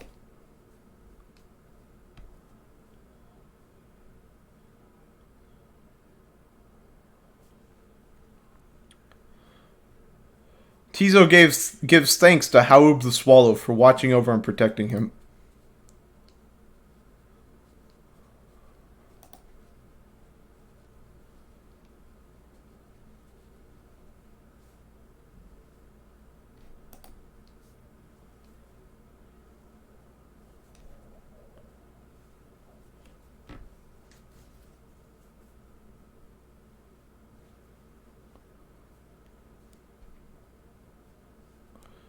After failing to prevail over the accusers in your latest rite, you return to the wagon to find Volfred and the lone minstrel in the midst of conversation. Most strange that this one star should be illuminated now. This is not what I expected. Nor I, Volfred, sir. Then Volfred notices you there. Reader, Tariq and I observed a strange occurrence in the sky is all. It appears that the star of Calamar Rope Collar is illuminated now. The first exiles came to these lands not by force, but by heeding the Rope Collar's deceptions. The traitor's former aide of the Emperor. His actions inadvertently led the 8 scribes to find each other. It is but another star, except our models and predictions of the cosmos did not anticipate this. Anyway, go see for yourself. I shall make the wagon ready in the meantime.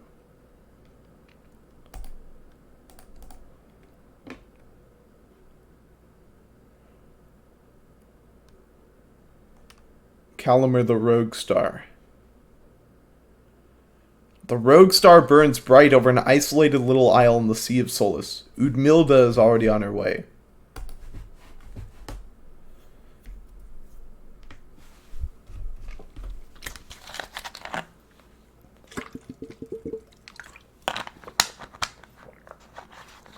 And then we are summoned to the Isle of Calamar, deep within the Deathless Tempest.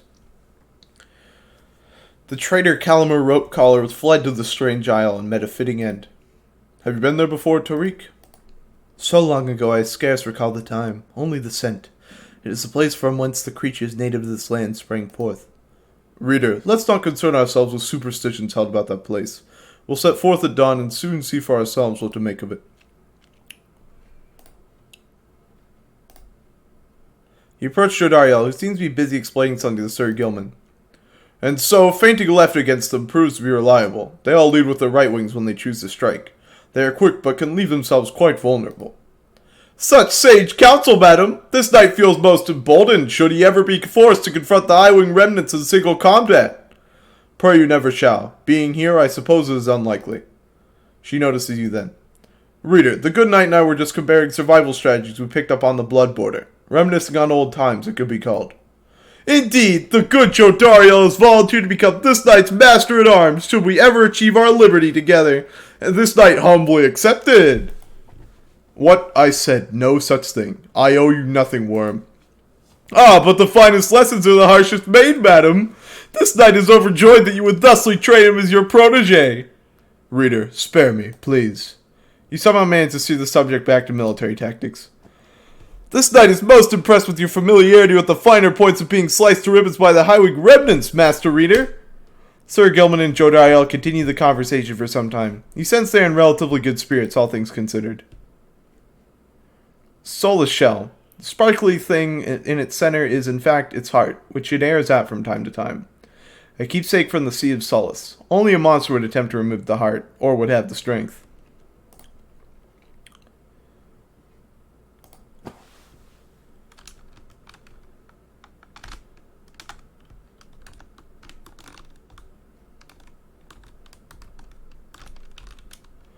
Volfred joins you as you soar high above the storm-ravaged waters on approach to the infamous Isle of Calamar. Among its cursed qualities, it seems this wretched storm means I cannot rightly smoke. One of the downside's small misfortunes, I suppose. The wagon's drive imps seemed not to mind, at least. In fact, they seem more animated now even than usual, sir. Perhaps they feel some sort of connection to this place. Tariq, do you suppose the withdrawn were able to make it here intact? They ought to have seen it in the stars, though we soon shall know for certain. That we shall. Take us in, please, reader. Good supply of stardust. An icy floe near the Isle of Calamar, sturdy enough for landing. An old exposed reef off the coast of the Isle of Calamar. Something of value. Stardust. Something of value. I'll go with stardust. You make landing within the Deathless Tempest, far west of where you first breached through the shores beyond. You wonder which sort of celestial landmark lies hidden amid these waters, though for now you have some time left before continuing onward.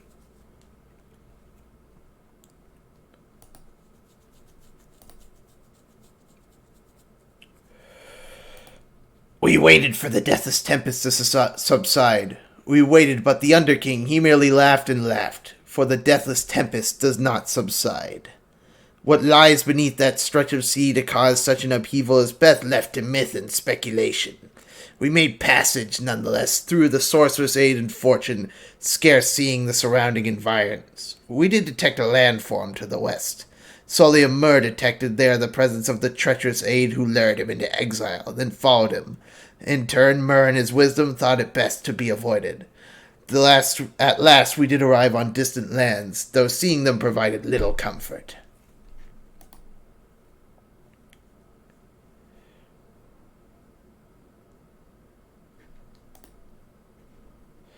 Tiny Tempest. Entertaining, but will unleash calamity if it ever were to be unbottled.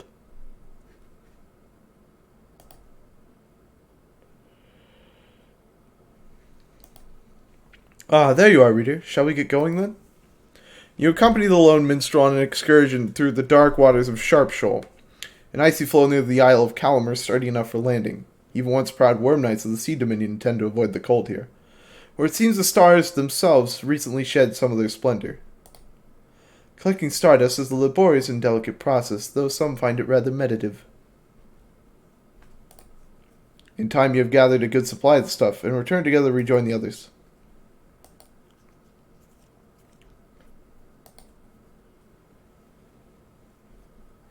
The Isle of Calamar. A messenger imp bearing news and rumors from the other side finds you somewhere in the murky waters of the Deathless Tempest. This time around, the news pertains to Dalbert of the Triumvirate known as the Fate. In the Liberation Rite, he finally earned back his freedom after many failed attempts. However, that freedom he awarded to his son, Almer, so that he could go home instead, much to Almer's disbelief. There seemed no way for the two to go together. Back in the Commonwealth, Almer grew reclusive in spite of his newfound status and the hospitality afforded to him, and in spite of Dalbert's wishes for his well-being. And as for Dalbert, once separated from his son, his advanced age at last caught up with him. He shall not conduct another rite.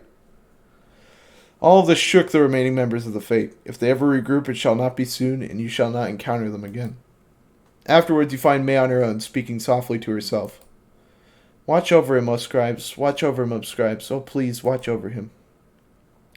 The news brings you no joy, although you thank the messenger imp for delivering it, and cling to a hope that the legacy of the Old Heart clan is not yet complete.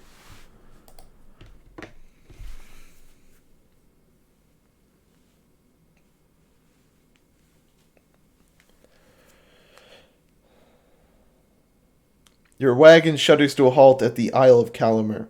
Bizarre outcroppings give it a forbidding feel. In the distance, you hear old gibbering noises that sound like drive imps.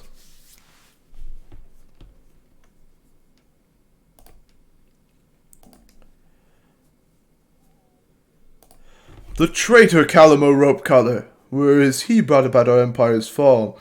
Whereas he nearly claimed the life of our dear Solium, we forgave him. We have forgiven him, we give a certain thanks to him, for he played a vital part in the star's plan. If it not for him, then we, the Eight, would never have aligned. We never found the Ropecollar. He fled into the sea towards an isle, which we knew well to avoid. 'Twas there we think that Calamer's tattered mantle finally did him in, among the wild imps.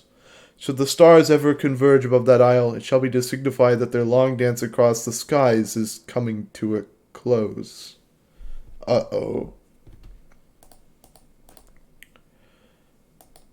If there's no more stars, that means no more rites.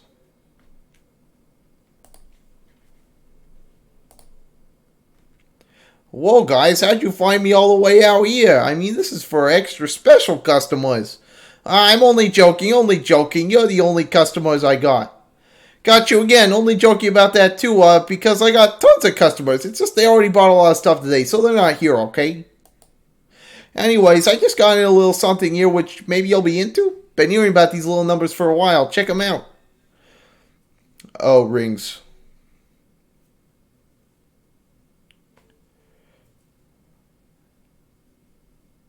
Okay.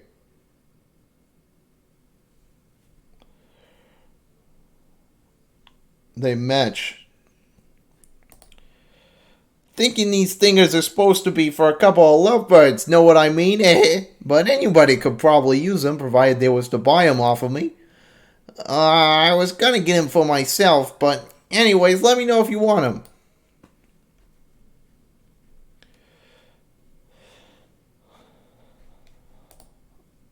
Be seeing you around then, Oh, actually, I should use the Stardust I got.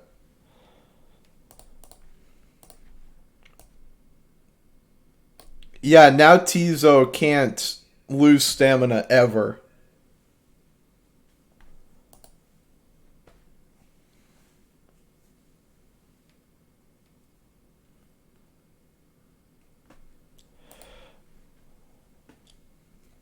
Sir Gilman jumps further than usual. I'll give this to Ruki.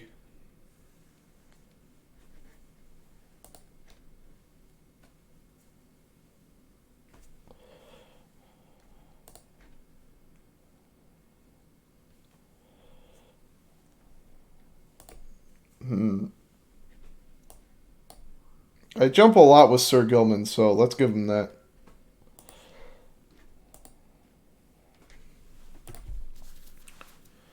The mood is more dour than usual as you make preparations for the coming rite. A hush has fallen over your fellow exiles, and a sense of dread hangs in the air. At least one of your companions is unfazed. We sense the influence upon our own. She is nearby, her mind corrupted, calls out screaming. Canst thou hear it, perhaps?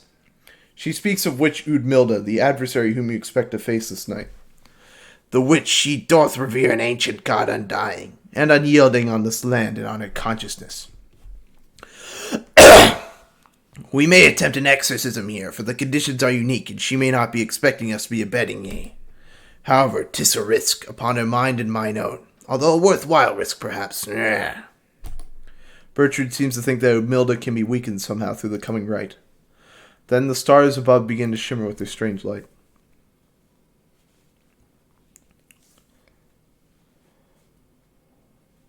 There, the star of Izalk. Our adversary worships it, and whom it represents. Fixate upon that star, reading one, if thou so darest invoke its power.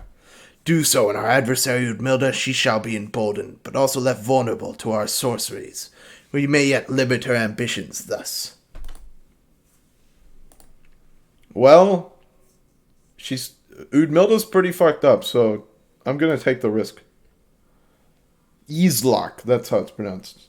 Not Izalk.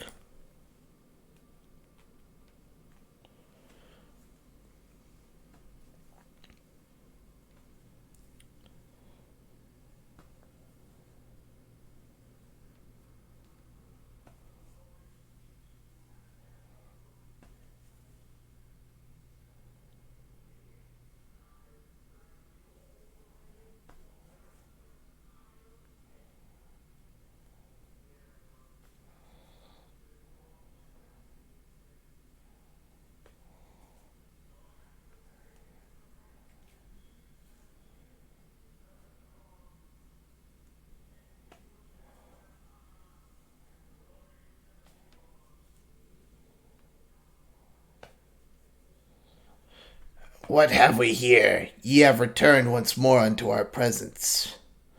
Huh? We sent something among ye. Who? Bertrude slithers forth and gazes at their adversary. Thou maggot, we should have known. But Bertrude does not respond.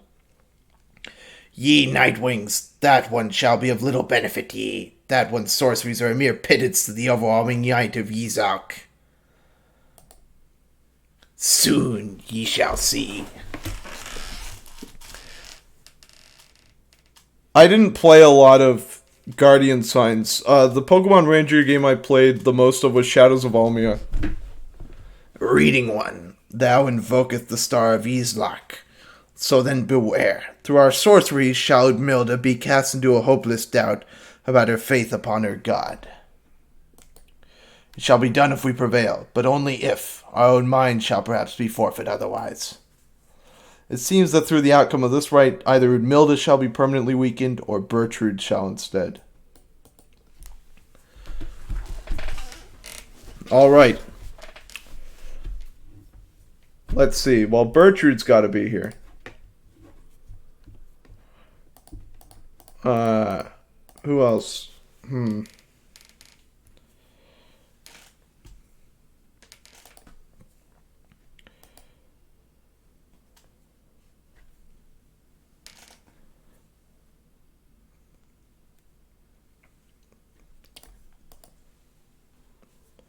Tizo's always good.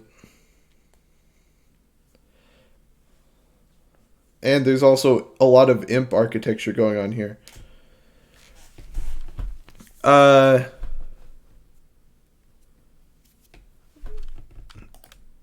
May has a good connection with the scribes, which makes us a bit safer. What is this terrible presence all around us? It cannot be the scribes. It cannot be. Now then, Nightwings, do you wish to mock Yizlak? Ye and your infinite foolishness shall be among the first to suffer.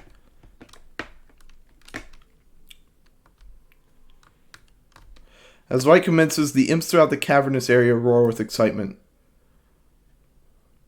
36%.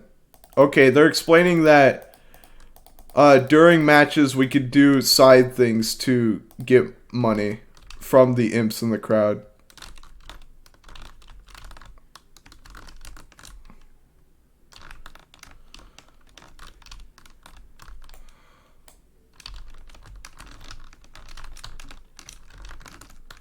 Oh shit.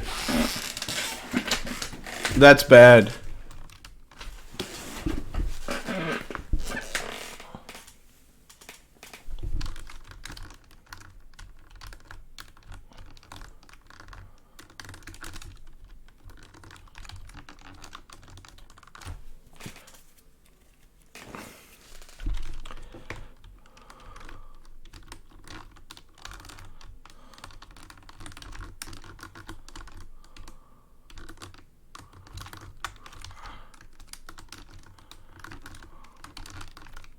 Shit. Oh, okay. Oh, okay. No.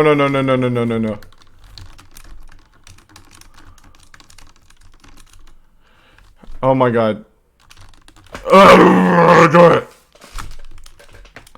Fuck. One of our own seeketh ye the lifeblood for thyselves, yes? Ye wretched witch, tampering with eldritch forces of which ye knowest not. Ye forfeit everything for an abomination from the stars. Quaint, we thought perchance ye sought true enlightenment, yet you reveal yourselves to be as narrow as the things with which ye now consort. Yizlak shall devour you as all the rest.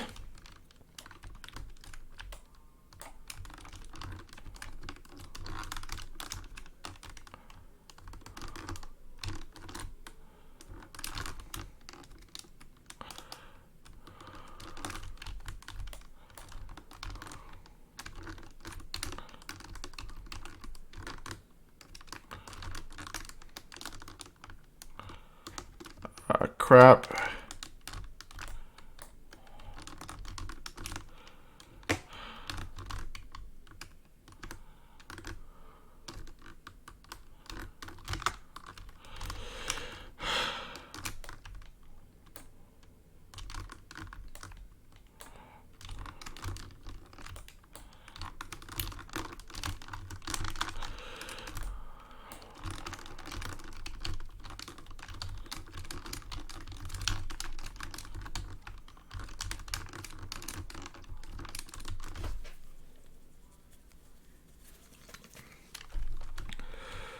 Okay.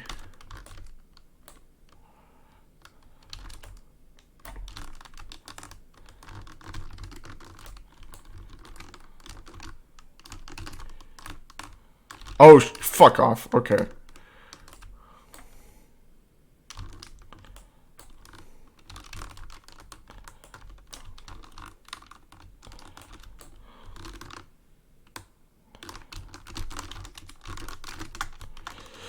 Oh, fuck. Uh.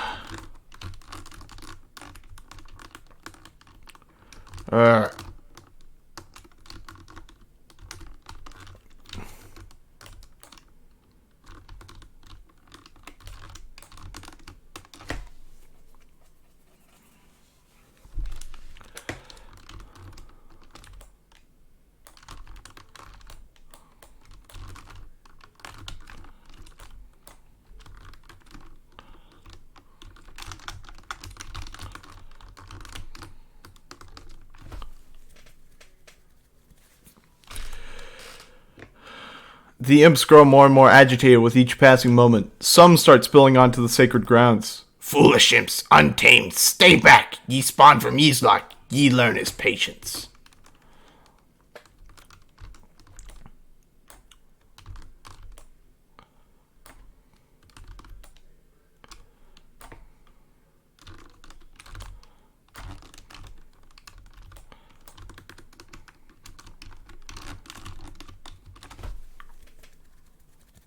Alright, we just need to hit them one more time.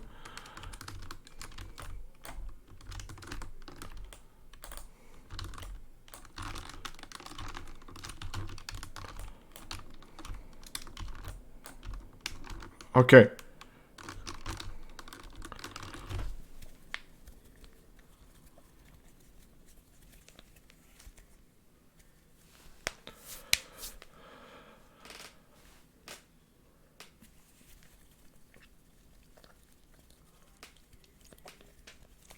Yeah, how can this be?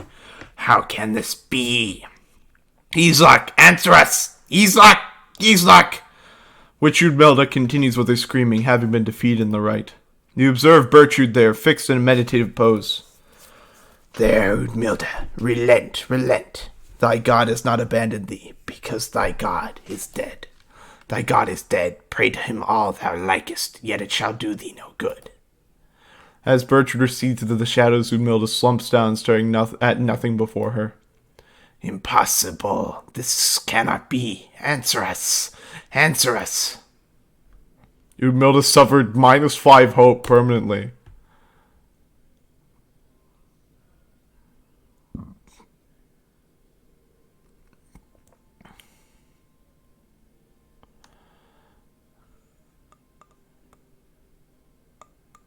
Holy crap, Bertrude. Thus does our grasp of ancient sorceries grow ever stronger still.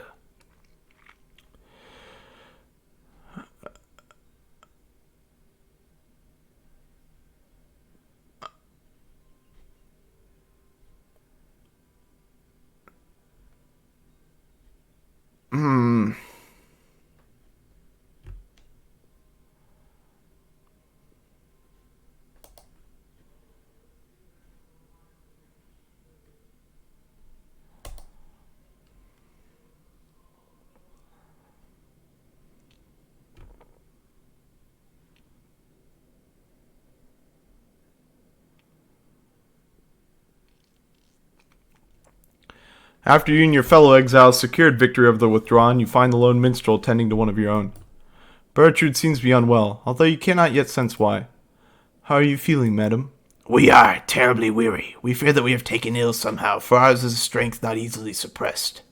I see. Then please do not exert yourself or try. Lone minstrel motions for you to come closer.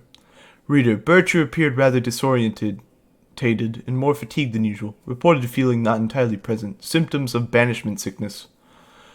An ailment suffered by those who frequently conduct the rites, debilitating but fleeting. The sense of loss and isolation during banishment sometimes extends beyond that time. She should soon be able to take part in light activities, I think, but under no circumstance shall she be able to conduct the coming rite. Now then, I ought not keep you from the stars above. Please go and have a look at them, for all of us, I think, are anxious to depart this place. The stars yet shine for you, revealing various paths forward.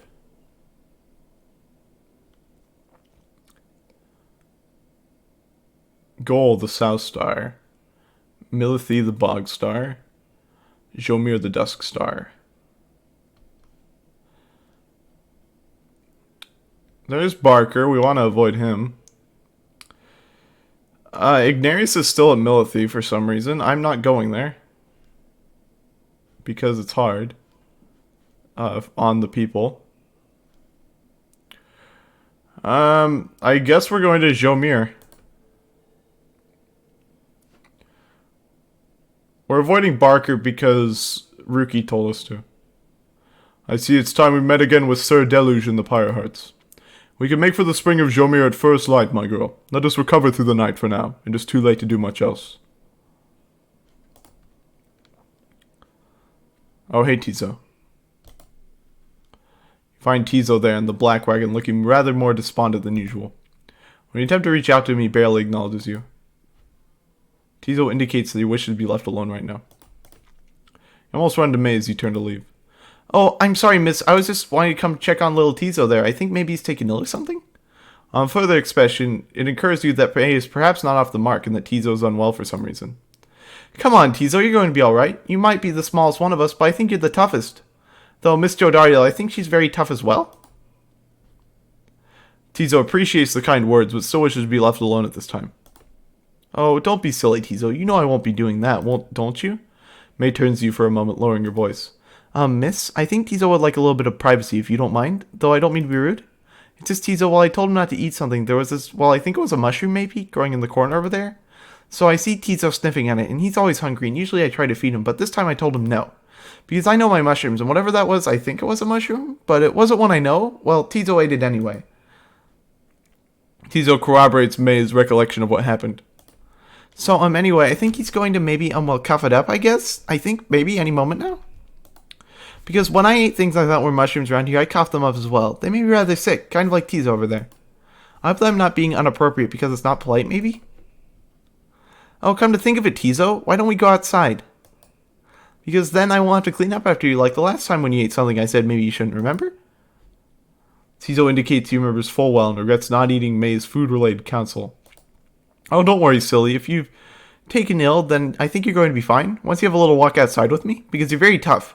Tizo's beginning to look better already.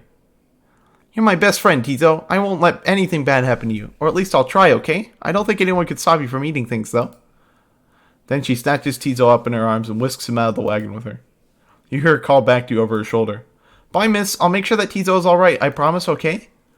Although the prospect of May administering a medical assistance normally would give you pause, Tizo seems to accompany her willingly enough. Two have shared a rather close bond since May first made contact with the group. For someone like her, who has lived alone for so long, the friendship must be vital. And as for Tizo, he must be impressed that a non-native of the downside seems to know her way around to food safety even better than he. We unlock some more pages. The Greater Titans, in the words of Underking Orth, the Sea Sojourner. The stars shine strange beneath the sea. This one dared rise from the water just so that he could see them plain, the burning essences of those who came before. Our lives are but a quest to join the stars. This one longed to be the brightest, but on the downside, this one met those whose own stars shall doubtless burn at least as hot. Together we achieved great deeds. You may have seen some evidence of it, the remains of the Greater Titans, which once darkened the Stark land. But in our kinship was the strength to conquer them. It is this one's harmful charge to chronicle those deeds, and maybe the Titan stars never stay in the sky during your time. The foul name of the Star Titan is written here but once, Easelock Astralborn. Do not invoke it lest you aid its reawakening. It sups upon despair, fear, and doubt, and lands such as our own. 'Twas our mighty mistress Milithi which tracked the Astralborn monstrosity within its loathsome pit, where lay nursing wounds sustained from traveling across the stars in search of simple prey. The wicked Astralborn could drive a lesser creature to the brink of sanity with a mere passing glance. But not Milithi. She cast upon the fiend 100 words of binding, each one more binding than the last. With the creature's incandescent skin, we bound this book and bound ourselves unto the stars. So, the Book of Rites is made out of the skin of Easelock. That can't be good. The Withdrawn. The Withdrawn did spawn forth from the Wild Witch Milithy, in whose vigilant pursuit of the unknown and unknowable I always felt a certain kinship. Whether the Withdrawn were Milithy's kin by blood or merely worshippers, we trusted one another not to ask or care. What mattered was that Milithy chose the most audacious minds, who stopped at nothing short of the impossible. Though ever distant, the Withdrawn revealed to us such truths about the land which long lay hidden, even to one such as I. Their knowledge ever waking in newfound depths of consciousness, they lead us all to better know ourselves.